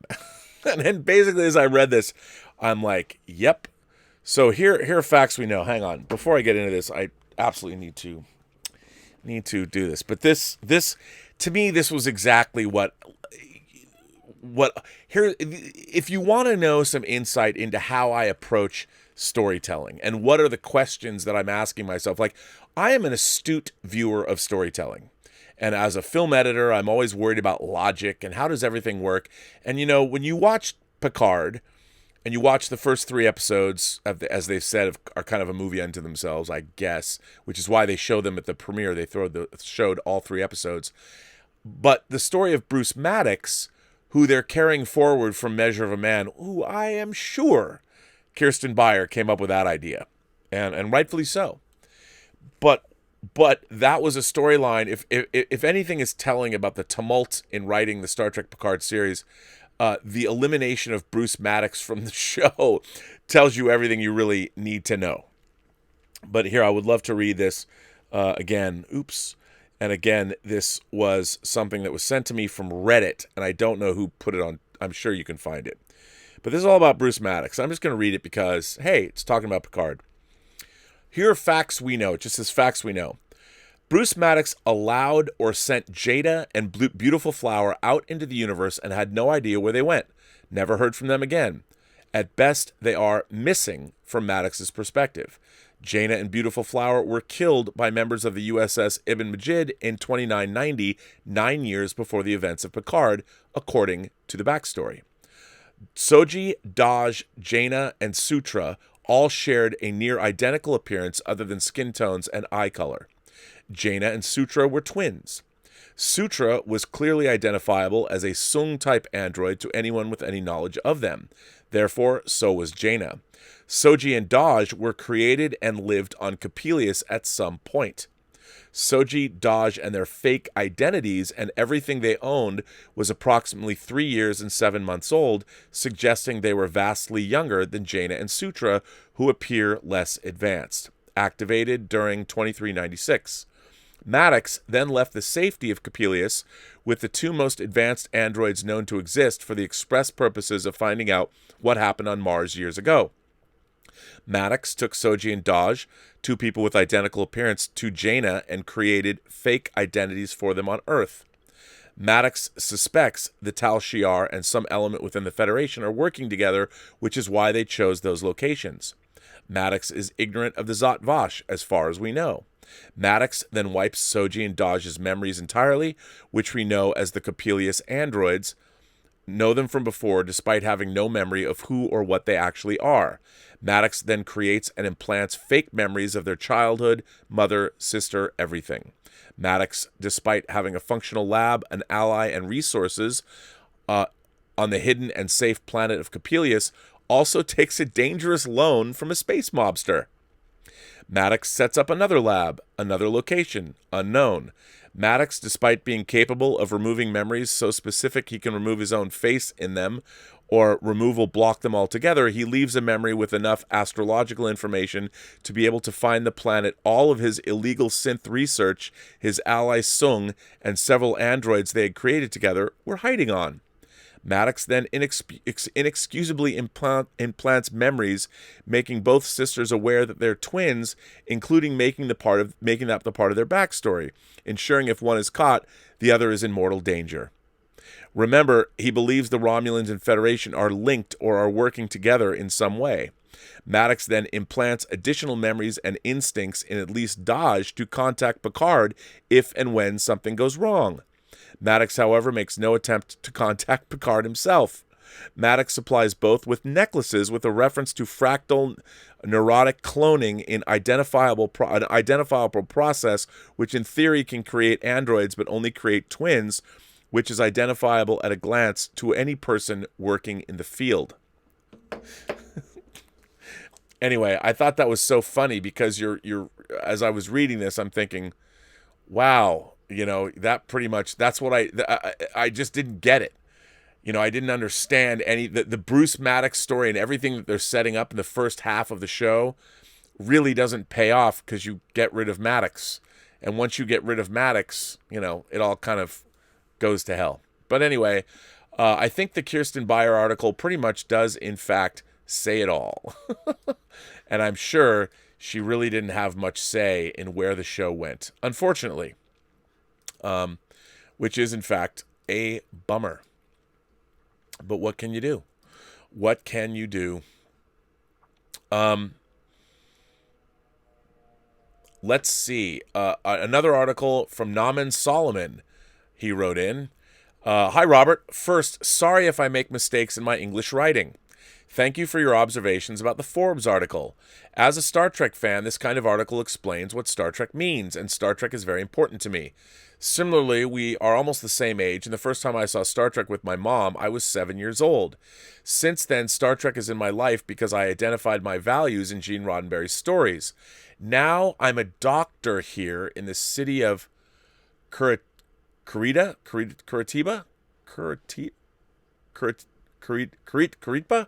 a native name from the First Nations here in Tupis Jorannis, and Star Trek still permeates my life. To clarify about my name, I will put you in the perspective of why Naaman. Considering your Jewish roots and your love for a good story, I think it would be interesting to give you some context. My city, Curitiba, is in the south of Brazil. It has a subtropical climate. Many immigrants come to the south of Brazil in the 19th and 20th centuries. Numerous Germans, Polish, Ukrainians, Italians, Portuguese, Spanish, Japanese, Syrians, and Lebanese. My mother has German ascendants and my father Syrian ascendants. My grandfather came from Syria and asked my father to baptize me as Naaman. In the Bible, the Old Testament, Kings 2, the name is written as Naaman with two A's, Naaman. As follow below. 5.1, I guess in Kings 5.1. Now Naaman, chief of the army of the king of Aram, was a man of high position with his master and greatly respected because by him the Lord had given salvation to Aram. But he was a leper. Now that the Aramenes had gone out in bands and taken prisoners from Israel a little girl who became a servant to Naaman's wife. And she said to her master's wife, "If only my Lord would go to the prophet in Samaria, he would make him well." And someone went and said to his Lord, "This is what the girl from the land of Israel says." So the king of Aram said, "Go then, and I will send a letter to the king of Israel." And he went, taking with him 10 talents of silver and 6,000 shekels of gold and 10 changes of clothing. And he took the letter to the king of Israel, in which the king of Aram had said, "See, I have sent my servant Naaman to you to be made well, for he is a leper." So the name Naaman, but because of the Portuguese pronunciation, is written as Naaman. So my name is Naaman Salomão. Naaman Salomão in Portuguese. I wrote Solomon just to facilitate you the pronunciation. Oh, okay, Naaman Solomon. Okay. Thank you for always defending and explain what is and was Star Trek. Naaman Solomon. Well, Naaman, what a great letter. You're from Brazil. You're a doctor. I am honored. I love the fact that somebody is even watching this show in Brazil. Obviously, I've spoken about how I do want to go to Carnival. I have ever since I saw Moonraker when I was 12 in 1979. So maybe I'll have to make a trip down there. And you've got that great Comic-Con now. Maybe I'll have to come down and you can show me around. I think that would be fun.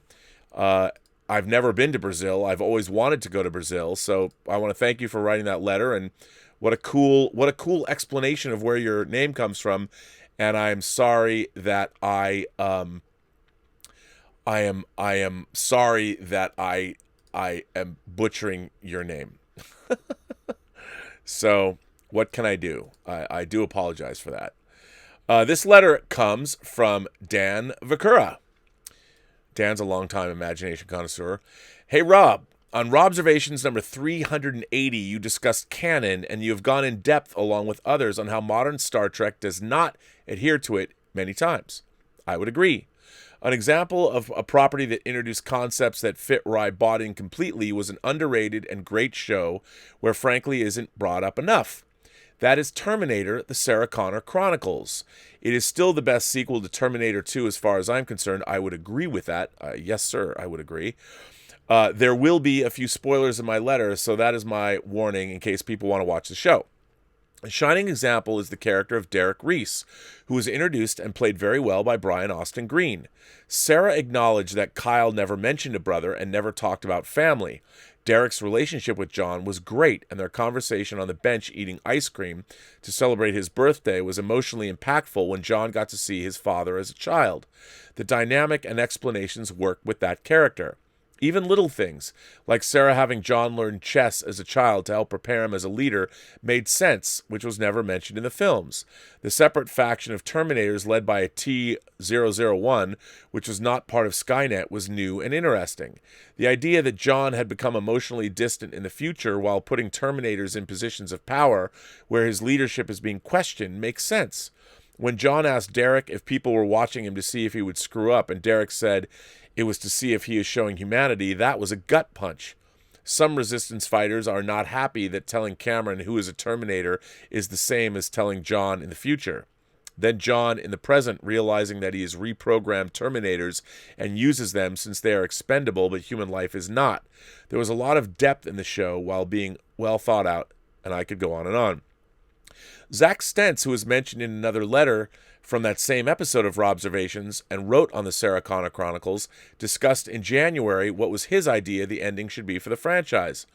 I was the one who always argued that the only satisfying conclusion to the Terminator saga would not be a victory, but reconciliation and coexistence between humanity and the artificial intelligence. That idea was actually executed in the comic by J. Michael Straczynski called Terminator Salvation: The Final Battle. You don't have to agree with them, but it's an interesting concept where the comic ended with humans and Skynet coexisting peacefully after a truce since they worked together at the end. It does go back to the idea that humans had to become more like Skynet to fight them, and Skynet had to become more like Terminators to fight humans. That was stated directly in the comic, but has been mentioned before by others, including Zach Stentz, who's a good friend of mine, obviously. To me, that show was ahead of its time and a great example of not trampling over canon while also pushing the universe forward. I only wish it got a proper ending. But it wasn't meant to be with the Fox executives. Thank you, Rob, for letting me ramble on. Continue to do great work. Dan Vakura, which is actually pronounced Vasura. Dan Vasura. See, I never know. You got to tell me. Dan Vasura. Well, thank you, Dan. I appreciate that. What a great letter. I was a huge fan of the Sarah Connor Chronicles. Obviously, Zach Stentz and Ashley Miller are great friends of mine. They did write Agent Cody Banks, and that was the draft. We got them on board because I had known them, and so had Carrie David, my fellow executive producer on Cody Banks, who has worked with Zach on other projects, and hopefully they will reach fruition one day. But yeah, I think that was that's a great show. You know, I don't think it got the credit it deserves, really. And Zach is a very, very smart guy, as is Ashley Miller, who I'm working with on the project that I've talked about for Netflix, that you'll find out about at some point. But very smart guys. Both Zach and Ashley are terrific writers. They wrote X-Men First Class, they wrote Thor, and they wrote Agent Cody Banks, and they worked on the Sarah Connor Chronicles, and Fringe, and the Twilight Zone reboot from the early aughts. They've worked on so many things together. Zach went on to write Rim of the World for McGee recently for Netflix, and Ashley worked on Black Sails. And they wrote a novel together. So yes, they really know their stuff. If anyone was going to, like if I was going to create a new Star Trek series, Zach and Ashley are two of my first hires. And Javier. I would put together a crack team of genre writers that I would handpick to write the Star Trek that I would would write, because these are extremely well-read, very intelligent, well-educated people. Not that Michael Chabon isn't, but they know their genre work. They understand how. See, I just think one of the problems that if you're gonna tell a story, if you're gonna tell a Terminator story, you're gonna work in the universe, your story has to first. Well, it has to have a great story and great characters. But if you're working in a previously established universe, that universe has been previously established. So you need to pay attention to that in order for the story to work. And, having interviewed Patrick Stewart for hours and hours on end working on the Star Trek Blu-rays, and it wasn't just, we sat down for hours at a time. These were long interviews. These weren't just like, hey, how's it going? These were very, very long, involved interviews. And one of the things that I've learned is I love actors. I do. But actors, especially actors that work in franchise properties, they don't watch their shows. They don't understand. And I don't know if they're even capable, aside from Michael Dorn, who I think does watch Star Trek. He has watched everything. He gets it because he's a fan. But Brent Spiner told me straight up when I first interviewed him, he's like, I've never seen an episode of Next Generation. And I believe him. I don't go back and watch. Sometimes I'll watch episodes of Robservations, but like when I was on Collider Heroes, I did hundreds of episodes of Collider Heroes. I never watched them again. I was in them. I don't know why would I go back and watch them again? And when Brent Spiner told me that he'd never seen an episode of Next Generation, and that the only episodes or the only things that he'd seen from beginning to end were the movies, and that was only because he was contractually obligated to go to the premiere, I thought that was amazing. But when you think about it, Brent Spiner's doing the same thing. He knows what he did. He knows what he said. He was there. He didn't. Why would you go back and watch it? You live your life. It's a job. You don't. If you go and you think about the jobs you had, would you have wanted to relive your last day of work? And watch what you did at work over and over and over and over again? I can understand that. 7 years, man. And when you're literally playing the same part. That's why I don't think it's always a good, when actors are thinking, when they're contributing to the story, what they're thinking about is how they want to play things. They're not thinking about how does that work Patrick Stewart does not know. If you asked him about canonical Star Trek, he would be like, what do you mean? Actors don't, they're not poring over the canon of their own show. If an actor's not going to know, well, wait a minute, in episode 4 of the season 3, we were talking about, they don't know. What Patrick Stewart is doing when he's contributing is he's literally talking about things in his own life that, can I bring it into the world? That's why you have this off-roading scene in Star Trek Nemesis that obviously Michael Piller talks about in his book, Nemesis. He talks about what it's like to work with Patrick Stewart story-wise, and it's not that Patrick Stewart is dumb, but when it comes to writing necessarily Star Trek, you don't always want actors to be able to contribute. And I have to tell you, I think one of the things that hurt Star Trek the most is, look, God love Leonard Nimoy. Obviously, I love Leonard Nimoy. I loved his portrayal of Spock. I told you the story when I went to his house and got to meet him at his home, which was amazing. Me and Mark Altman did. Outside of we were meeting him to shoot something for Bill Shatner's 70th birthday video.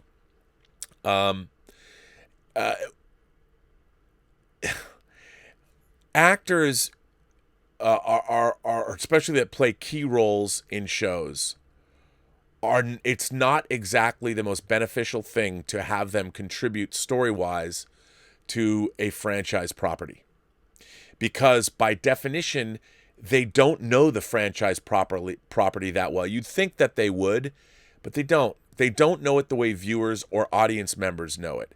And they're not an audience for their own show. So it becomes, I think, problematic when they exert too much power over the stories that are told. And as we just heard from what Kirsten Beyer said, by her own words, Patrick Stewart had a lot of input in the writer's room, when he would come up with things that were small items to the writers, but they were important to Patrick Stewart. So as an executive producer of the show, and to entice him to be a part of it, he wants to give his input. And I see that as something that, yes, you're going to have to do that. But I don't necessarily think that kind of input is always conducive to tell the kinds of stories that Star Trek tells. That's just me. I've seen it a lot. And there are seldom times where actors are always the best people to give input, because by definition they're addressing their own character. But a story has a tapestry, and when you start pulling on one string, or one string becomes more important, your tapestry is not the beautifully sewn quilt or whatever that you're looking to do. It becomes lopsided, or the threads bunch up in an area, and it can be problematic. And we can see that. So with Terminator, you had people like Zach and Ashley amongst the other people that were working on that show. Very smart writers, really understanding of genre. So it was very lucky that they got the people, they got the writers that they got to make that show the way it was. Let's see. Wow, there's a lot of, I've missed a lot of this.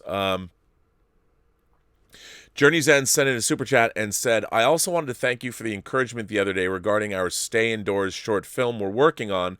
I'll definitely send over an early cut as soon as it's ready. Oh, well, that sounded incredible. Journey's End was talking about making a film about staying. He started this before what's going on now, a pandemic, but there's a fly that they're trying to evade that could possibly infect them. And it sounded great to me, so I can't wait to see that. But yeah, Journey's End, I'll tell you what.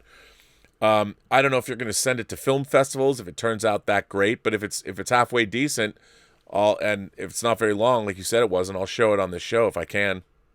But remember, if you want to send it to film festivals, everybody wants a world premiere, so don't just throw it up on YouTube if it turns out great. Where you're going to have that premiere is important. Dancing Dog sends in a tip and says, you mentioned To Live and Die in L.A., and I love that film. I find it scarier than any horror film I've seen in my life. I feel as though William Peterson should have been the next Pacino or De Niro. I know Manhunter tanked, but the man can act.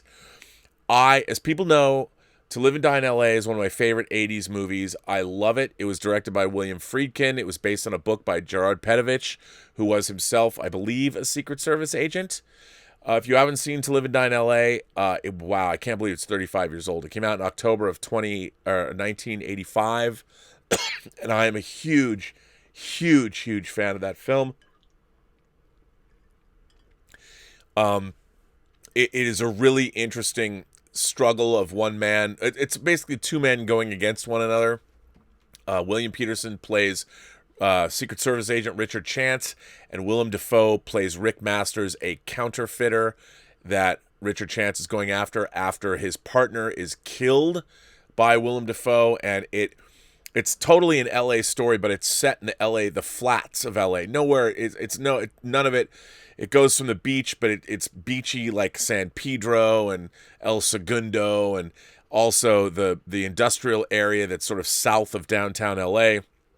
There is no glitz and glamour except at the very beginning of the movie, where it opens with an assassination attempt by an extremist on Ronald Reagan, which is interesting. The film is. I love To Live and Die in L.A., so I'm glad you love To Live and Die in L.A. I think it's great. I never thought of it as a horror film, but I do think it. I do think it kind of takes place in a purgatory-like situation, so that's interesting.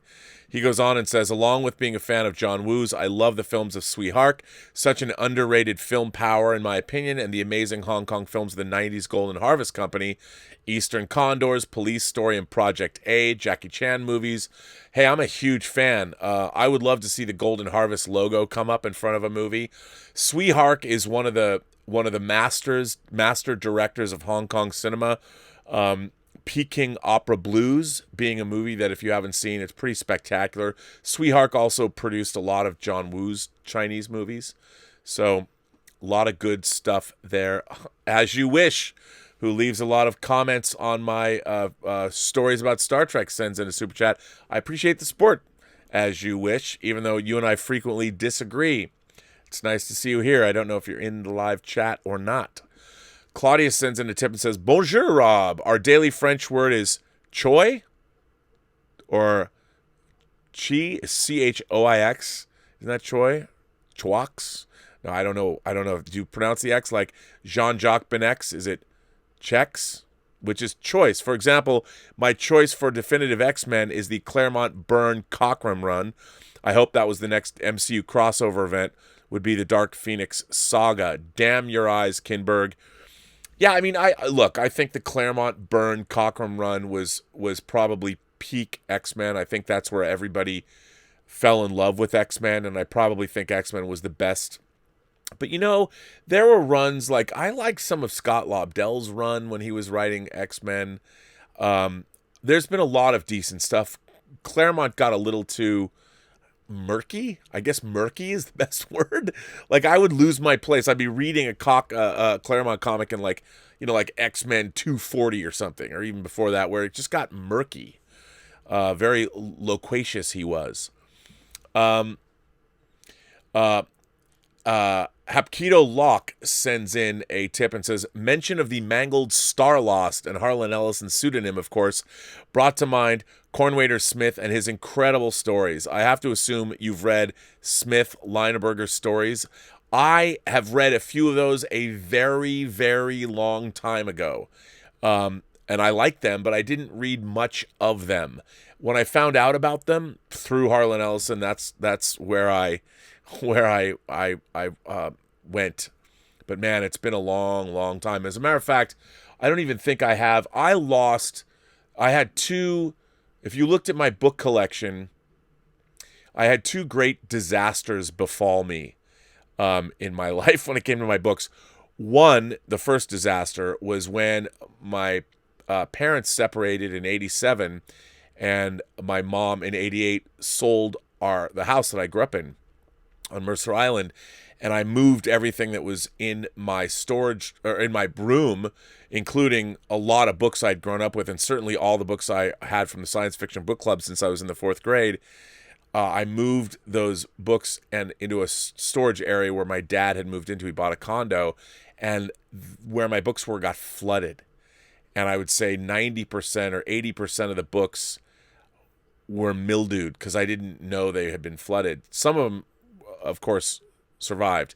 And then the other time was when I had a storage locker mishap when I don't even want to talk about it. A lot of my first edition hardcovers were, I had a storage locker for 12 years. And between new management and my changing over my debit card, the new management just didn't call me if there was a problem. And after the popularity of Storage Wars, they loved selling off. And I had been there for 12 years, so my rent was really cheap. So they had really no incentive to contact me. And my storage locker was auctioned off. I had found out that I hadn't been charged for it, so I called them up, and they had already auctioned my stuff off. And it was terrible. 12 years of collectibles and a lifetime of my books. Not all of them, because I have a lot of them here, but I had thousands of books. And what was in my storage locker were my most valuable books that were all autographed. And the only thing I ever collected autographs from or on were authors and books. And I had like a first edition Interview with a Vampire signed by Anne Rice. I had all of the Dark Harvest books. I had all that they published, like, their hardcovers of They Thirst and Swan Song. I had all the first edition Dark Tower books from Stephen King. It was terrible. Terrible, terrible, terrible. So anyway, but those, I don't know those stories, but I had a few of those, but not anymore. 200 Watt Studios said in a super chat and said, frankly, Enterprise Season 4 had the best stories of the series. Absolutely. Writers were Star Trek novelists like the Reeve Stevens. Yeah, the Reeve Stevens, who were some of my favorite. Judy and Gar are TV producers in their own right. They've mostly written like animation, but they're fantastic. They wrote The Forge. And, one of the things that I find sad is that I think and look, I'm sure this happened to Kirsten Beyer because it happened to Diane Duane, is that these Star Trek writers television is very lucrative. And when you are writing in television, every episode that you write becomes very, very lucrative. So there is no incentive. If you're a major talent, why would you ever allow, unless you're a real showrunner that can delegate and you've got a group of people that are going to be writing, there's really no incentive unless you're set up to be incentivized in this way to allow anyone else to write a show. So the less you allow other people to write, the better. And now that's why the producer credits on Star Trek are so, I think, weighted, because those writer producers are getting producer credits, so they're assured of getting paid. If you don't get a producer credit and you don't get to your name on a script, what do you're not getting paid. So it's unfortunate. I mean, I think that, again, and that's, to me, that's been the biggest problem with 2 seasons, I'm sure a 3rd season of Star Trek Discovery and Picard, is the writing. And, yeah, which is a total bummer. But yes, 200 Watt Studio, I really do like most of the 4th season of Enterprise, other than the first and last episode. But it's funny, Rick Berman and Brandon Braga, we spent a lot of time with them working on both the Next Generation and the Blu-rays for Enterprise, and they would joke that the only reason that they made the first 3 seasons of Enterprise was to tee up the 4th season for Manny Coto to come in and get all the glory. They were very aware of that, and I thought that was very funny. But yeah, I mean, look, to be fair, I mean, I'm going to defend Berman and Braga, and I'll defend Enterprise.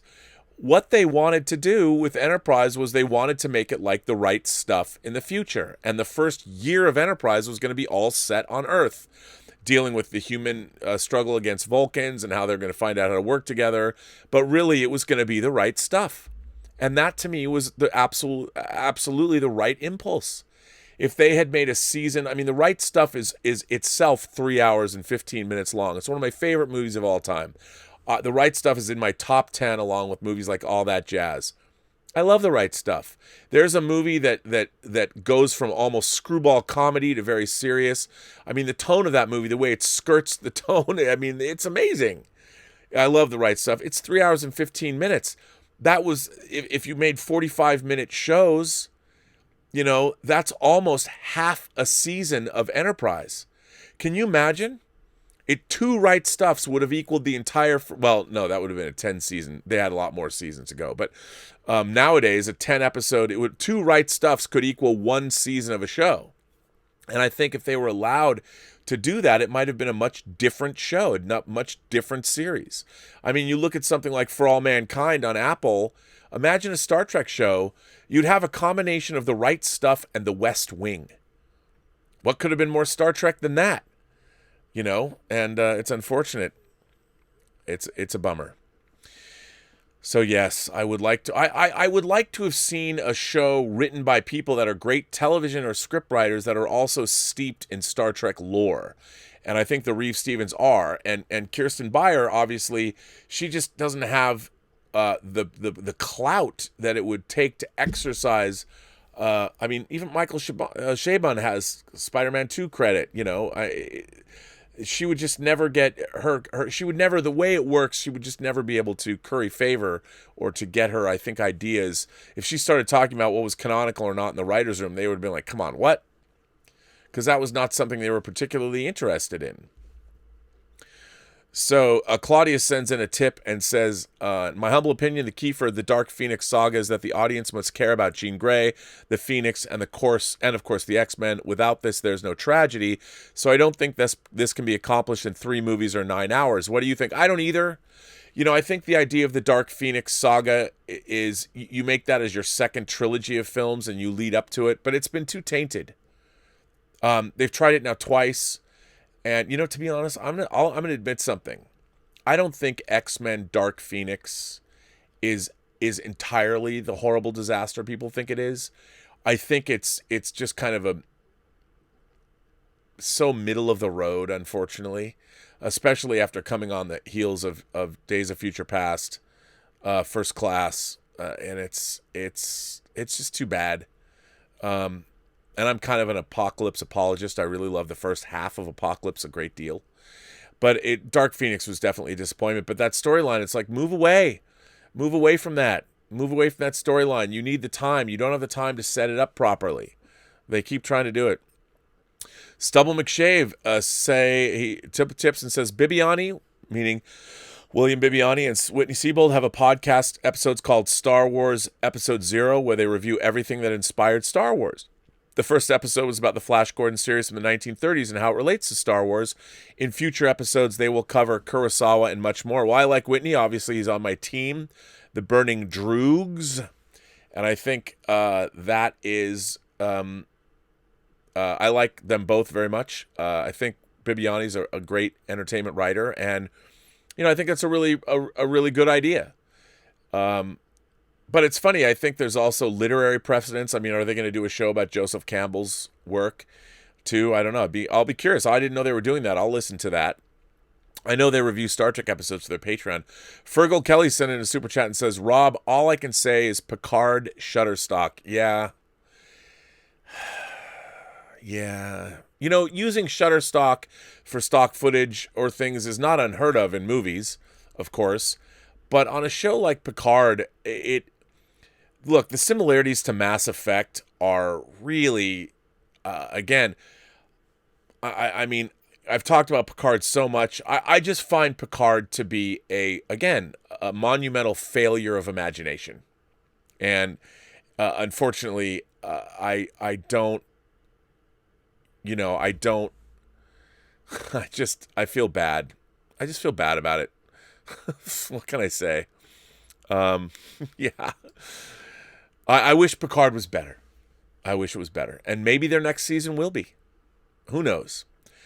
Mark C sends in a super chat and says, "I take heat for saying Greater LA lives in a bubble and has no clue of the real world. Evidence? Only people from LA talk like everybody is from and knows LA, even when talking to a global audience." That's interesting. I think you might be right about that. However, a global audience is more familiar with LA than you might think because so much television over the past 50 years was filmed here. So many movies were filmed here. But you're right. I mean, I tend to talk about LA like I'm very familiar with it, obviously, having lived here now for 2020. June 4th, 2020 marks my 32nd anniversary living in Los Angeles, which is insane to me considering I only lived in Seattle for 21 years. Man, my 32nd year. Wow, crazy. But yeah, you're right. I mean, we do talk about LA, but when you're talking about a movie like To Live and Die in LA, I think the ideas are well conveyed because I think To Live and Die in LA shows us a particular... LA is like a city of entirely different realms, depending on... And when I was growing up in LA, well, in the 20s, my entire life, those first was spent in between... There's a triangle made by the 10, the 405, and then the 101 freeway that comes this way. So there's like a triangle. And so much of my life, in terms of my work life and my personal life, existed within this triangular section of LA. And now my life, now that I've lived here, I can pinpoint times of my life where I existed in literally certain neighborhoods in LA, depending on what I was doing or where I was working. And it's such a strange thing when I drive through. And then there's sections, once you have finished with a section in LA, you move to a different section in LA. And like you might never go to the other section you lived in, or you seldom go through it. It's such a strange thing. Like I lived on one side of where the Hollywood Hills are. To me, it divides LA. It doesn't go exactly west and east, but in my mind it does, just because that's the way. And if you live on the other side of LA of the hills, from downtown and Hollywood and all that, you're sort of outside. And I've spent the last 7 years sort of outside because I lived more in the valley and then in Pasadena. And it's such a different... My experience of LA as I've gotten older is different. It's just it's a strange place. It's strange. It's very strange. Like Seattle, when I think of Seattle, I just think of all of Seattle. Because when I grew up, I was all over the city. It just depending on where I was going. But in LA, it's definitely been sectionalized. Is that a word? It's been compartmentalized is what I'm looking for. Craziness. But yeah, I I think you're right. I think people who live in LA, well, it's just like people, when you live in New York, you tend to think of Los Angeles, it's where you live. And since there's a lot of media that lives in LA and media that lives in New York, like I had never gone to Colorado up until a couple years ago when Richard Hatch and I went to a convention in Fort Collins, Colorado. I'd never been to Colorado, and I loved it.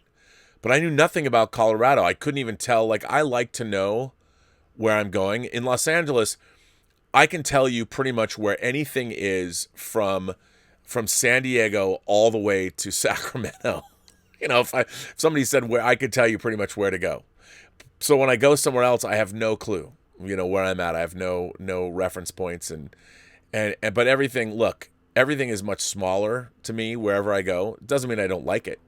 But yeah, I tend to think of in terms of when I'm talking to people in LA, we all know where everything is. So, and when you've worked in the motion picture business, like I started out as a runner, a gopher, whatever you want to call it, a post-production associate, I was the art department assistant on Leatherface, and my job was driving over everywhere and acquiring things. So all of LA I would go pick up something somewhere. And it's just but you're absolutely right. We totally live in that kind of a bubble.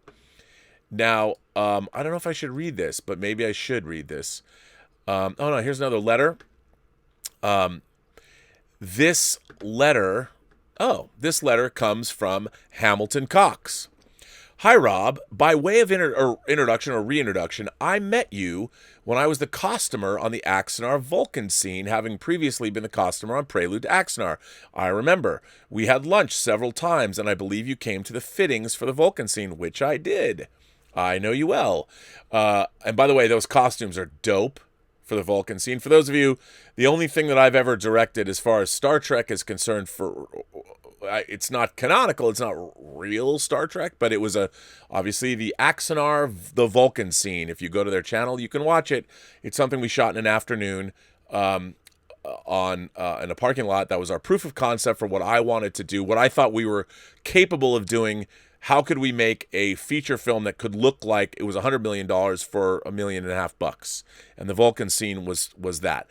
And as I said, is the Vulcan scene perfect? No, it's what we shot in the afternoon with a 20 by green screen. We built a gigantic green screen on our stage, and I was going to reshoot that whole sequence much differently, but it would have gone relatively the same. I just would have shot it differently. Anyway, by reintroduction, I met you when I was the costumer on the Axanar Vulcan scene, having previously been the costumer on Prelude to Axanar. We had lunch several times, and I believe you came to the fittings for the Vulcan scene. I have been in the film business for over 30 years, and I've been a union costumer for over 26 years. My specialty is military and police wardrobe and props, and I have a background in history and material culture. I have been watching with some amusement as you, Nerdrotic, and Doomcock have railed about the perversion of canon in just about every IP we know and love, an attitude I wholeheartedly endorse. But this complete disregard for canon is nothing new in Hollywood. The canon of actual human events, history, if you will, has been deconstructed and ignored since the dawn of cinema. Amen. One of the things I often hear from designers, writers, producers, and even other costumers is that the insistence on fidelity to actual events or wardrobe is a restriction on their ability to create. In Hollywood, historical fact has such little value that it is disregarded as a matter of course, unless giving lip service to historical fidelity can be used as a selling point. To expect these same creatives to respect the canon of fictional characters may be too much to ask. To expect general audiences to know or care about fictional canon as well may also be a bridge too far. Oh my God, I love this letter so much, Hamilton.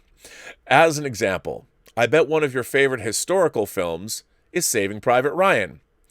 In Saving Private Ryan, 41-year-old Tom Hanks plays the captain of C Company, 2nd Ranger Battalion on D-Day. The journey on which Hanks' Captain Miller embarks is ludicrous on its face, and the film is filled with errors and absurdities that the general public wouldn't be expected to recognize. Yet, the film is generally showered with plaudits and accolades and regarded as one of the greatest war films of the modern era, all because the writer was unencumbered by any fealty to real-life canon.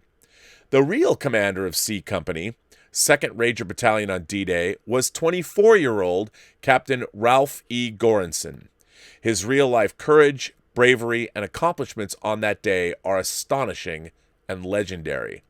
As Hank's captain pales in comparison to the real man, one could question why the writer chose to disregard the actual canon events for the sake of something lesser. The answer, of course, is due to the hubris of the writer, producer, and director, and a system that values money over all else. If Captain Goranson's canon can be so easily discarded without consequence, then what chance does Captain Kirk have? Regards, Hamilton Cox. Well, Hamilton, yes. First of all, I remember you. I know exactly who you are. What a great letter that you have written in. And I'm with you 100%. And you are a man, in your field, you are highly esteemed and very well regarded. So that should be, I love, by the way, hearing from, I think of all the people, I have not had a lot of industry professionals write in, which in a way kind of disappoints me. I would love to hear from writers and producers. I mean, maybe they can't, or maybe they just hate my guts. As I've said, the only person that I ever really met that I've had that I was going after on Twitter was Ted Sullivan when he was on Discovery, and I went up and met him, and we had a very nice conversation at Comic-Con. I went up and apologized for being a dick, but I did go up to him and talk to him. Like, if I was able to talk to Alex Kurtzman, I would have no problem owning everything I said to him. I'd love to have a conversation with Alex Kurtzman or Michael Chabon. I could talk to him about his books, but I would flat out say, dude, I would love to know why, with all of the resources at your disposal. But because of what Hamilton is saying, I get that. There is no, when you are writing something, when you're creating a show, it doesn't matter what it is, you want to make it your show. You don't want to make it like, nobody wants to, you're going to work, if you take the job of working on Star Trek and, you basically, CBS owns it, you're going to take that and make it your own because why? It's a job. It's a job. It ain't show friends, it's show business. And it's certainly not show Star Trek. And what you want to do is you want to make that job your own. You want to take it and make it your own. What incentive does any creator have if you're working in Star Trek to show any fealty to the original series? Why would you want to do that? Plus, there's this weird prevailing attitude like, we don't want it to look like the 60s. Well, nobody said that. And as I've pointed out, with modern special effects and the way things are shot, you could build a complete recreation. You could go shoot on James Cawley's sets, or you could actually build an entire recreation of the exact sets from the 1960s, and you could light it differently and add a little bit more, a lot more detail, but keep the sets exactly kind of the way they were, and you could make it look like something brand new. The bridge of the Enterprise, if you could make it look exactly the same, I mean, maybe you'd want to change up the buttons, and obviously you would change the view screens and things like that. It would absolutely look modern, depending on how you lit it and how you shot it. And I'm not saying that you'd have to do that. I mean, obviously with modern filmmaking techniques, you'd want to change things and make them look a little different. But this idea that I mean, even new effects technology, it would go a long way. But nobody wants to do that. Like, I look at the costumes in Star Trek Discovery. I look at the uniforms, and I wonder, if you're working on a Star Trek show, why would you create costumes that look like that? In the Star Trek universe, that alone boggles my mind. Or even if you want to do something redolent of Star Trek, what is the point of having that weird collar that gets bigger as it goes around? The asymmetrical collar. To me, it looks terrible. It looks like a mistake. And I understand that's like but it doesn't look correct to me. I don't understand it. And I if I was producing the show and I would look at it, even if it wasn't a Star Trek show, I'm like, I don't like that asymmetrical collar thing. That just looks like a mistake to me. I don't know. But, I'm trying to stay away from, I'm trying to stay away from going off on a Star Trek rant. I just find it interesting. Here's the thing. As a fan of Star Trek novels, not all, I mean, but as a fan of Star Trek novels, I have hundreds of Star Trek books that are better Star Trek, that have incredibly compelling stories, far-reaching science fiction stories that really grasp what goes on. Great character portrayal that are fantastic. And they're there. They're already there. And I don't understand. I know. The only reason is because, as Hamilton pointed out, no money in it. You know, why would you, then you'd have to go pay an author to adapt their work. But the thing is, by definition, the author who writes a Star Trek novel has spent far more time research, because first of all, they're already fans. Nobody started out writing Star Trek novels just to get paid. I defy, if any Star Trek writers are out there watching this, or anybody knows any Star Trek writers, there is no writer at all who ever decided to write a Star Trek novel because they wanted to get rich doing so. They wrote Star Trek novels because they love Star Trek and wanted to tell stories in the Star Trek universe. And they spent a long time trying to make sure that those stories that they're telling, because they're novels, reconcile themselves with a Star Trek canon. And if there's canons if there's part of canon that has never reconciled itself, they figure it out. That's why I loved reading Star Trek novels, because not only were they the best ones great stories, but they would delve into all of Star Trek canon. And that's what I love. And that's why I find Star Trek shows that don't so frustrating. Because when I was growing up, even reading the novels, when the pocket novels would come out, even when you'd read novels like Sonny Cooper's Black Fire, that was admittedly this pulp sci-fi story wrapped around Star Trek, which I still loved, they were better Star Trek than what we've been getting. I've read hundreds of Star Trek stories, comic stories, novels that would make great Star Trek stories or movies or shows. And you wonder, like even Peter David's New Frontier, like he created a new Star Trek series. It's in novel form, but it's like great. You know, Mackenzie Calhoun. And you read this stuff and this is great Star Trek. And you look yourself and you're like, why do we keep getting, and remember, all of our canonical things that we love, and I'm not saying all of it's perfect, because it's not, but with these shows, whether it's Star Trek, Star Wars, Doctor Who, there's all of this non-canonical material that has been written by writers that are beginning their writing careers, but they're writing comics. Like, there's some Alien comics that should absolutely be adapted to film. I know, but then people in Hollywood are going, what, I'm going to pay $1 million screenwriter to go adapt a comic book?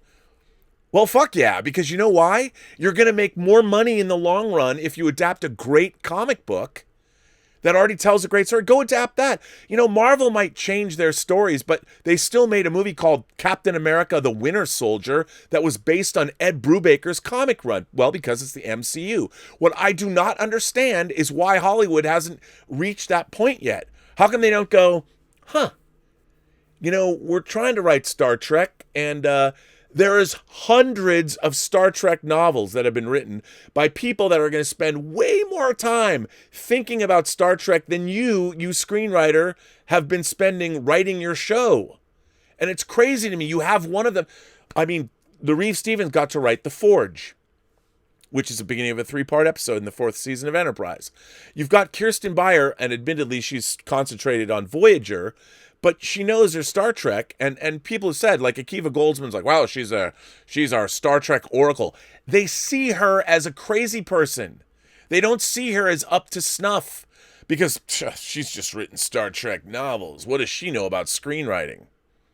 Well, if there's an incredible prejudice that goes on for anybody that's worked in fiction, especially, Alan Dean Foster has written a lot of movie novelizations, but he's also written the Hugh Manx Commonwealth series. He's got a lot of real science fiction and fantasy novels under his belt. And yet none of his stuff has really been, I mean, he has a story credit on Star Trek The Motion Picture, but, other than writing novelizations, it's not like Hollywood came a calling to Alan Dean Foster to adapt his stuff. And that's the thing. I've got, again, if I was put in charge of any of these franchises, I mean, I don't know much about Doctor Who. It wouldn't be a great fit for me. But if it was Star Wars or Star Trek, I could go in there and be like, okay, boys and girls, here's what we're going to start to do. We're going to go look through all of these storylines, and we're going to find the best elements and what works best. And that's the problem, I think. The frustrating part for me, the most frustrating thing for me with both Star Wars and Star Trek now is how many great Star Trek stories have been told, or Star Wars stories have been told in book and comic form that could just as easily have been adapted that aren't, because there's no money in it. If a creator like J.J. Abrams is hired to write a script, he's not going to go adapt someone's comic book. He's not. Why would he? A comic book? Pshaw. Why would I do that? Well, how about because it's good and the work's been done? I mean, the Reeves-Stevens, Federation, Prime Directive. I mean, I talked to Bob Orsi at a wedding once, and we both talked about Prime Directive would make a great movie, and he made a really good point. He goes, that book would be great to adapt in movie form, but you can't do it yet because the crew was too new. And he was right, because I met him right when, before Star Trek '09 had come out. When they were in the writing process, and he was like, you can't do that first because it requires you're on the end of the Enterprise's 5-year mission. And I totally understand that. But that's why you can't do it. But it's still frustrating. It's frustrating that we imagination connoisseurs, especially if you grew up like I did reading Star Trek novels, it's frustrating to watch bad Star Trek when I would buy Star Trek novels, I mean, hundreds of them. And there are at least 30 or 40 that I would say adapt these, and you will win.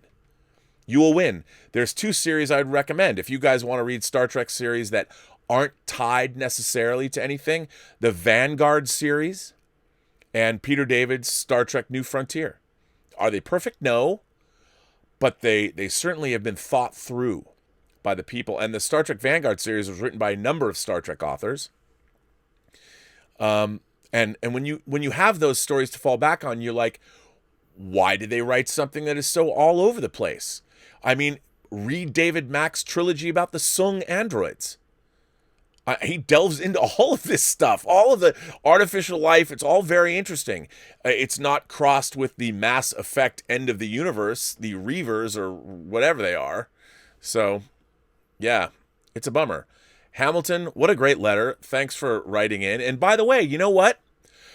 If I do say so myself, yes, I only directed a 3-minute sequence for Star Trek that was a little tough, but it was Gary Graham coming back and playing Soval. And Kim Fitzgerald, I did have to replace my actress who had been fitted and who'd been practicing the role. I did replace her literally 8 hours before we shot. So I stand by that. I got to, in terms of getting my Canonista out, Mount Saleya is in there. I got to deal with Shakar City from yesteryear, from the animated series, and the buildings and things from Enterprise. So within 3 minutes, you can see I put a lot of thought into that Vulcan scene. Sure, it was shot with a 20-foot green screen, which made it problematic in terms of camera angles and things like that. But hey, it was done, it was planned, it was executed, it went off without a hitch, and I'm very proud of it. Would I do it differently again? Yes, and I was going to, but that was just a proof of concept. So anyway, and with that, ladies and gentlemen, I'm going to bring this episode to an end. I know it was problematic. I want to thank everybody, all of you. I want to thank all of you for sticking with me for all of the technical difficulties at the beginning of this chat. So thank you for that. This was Robservations episode number 382. I will be back tomorrow with some more videos to play and more letters to read. And I want to thank once again everybody for supporting this channel. I'll tell you, man, your generous support of this channel has certainly helped me in these trying times, because we went from a 2-income household to a 1-income household, like a lot of other people. So the support of this channel has been, I've been truly grateful. And also your letters and the DMs and the comments that you leave on these actual videos on YouTube are tremendous. And I can't thank all of you enough. And I want to single out people like the Richard, who you can find, who is over on the Facebook Post-Geek Singularity page. There's always something interesting going on there. Or find him on the Whining About Movies Facebook page. And he's been organizing view parties and all kinds of things. So if you haven't gone over there, do so. Check that out on Facebook. Please subscribe and like if you like these channels, and hit the little bell so you know when I go on. And I do appreciate it when things don't quite work out technically, that you guys you put up with it. So thank you very much. I want to thank my moderating staff, beginning with the Honorable Mayor Mike Bodden, of course Detective Jim Boyers, who one day should learn to read subtitles. Jim, Battle Royale, get on it, son. It's great. You're going to love it. And of course Greg Smith, who has more time to build his 1-to-1 scale Lance or Snowspeeder from The Empire Strikes Back. It is, of course, after all, the 40th anniversary of Empire. I believe it turns 40 on May 25th this year. And then, of course, we have Jordy Lyons and Lewis Yu. I hope Lewis Yu is feeling better, Lewis. Hope you are feeling better. And I hope Jordy is staying safe. So I want to thank them. And that, of course, brings me to what I always say, which is every person you meet has a story to tell that you have yet to hear. All you have to do is listen. And with that, I bring this technologically challenged episode of Robservations, episode number 382, to an end. And I will see you all tomorrow. Have a better day.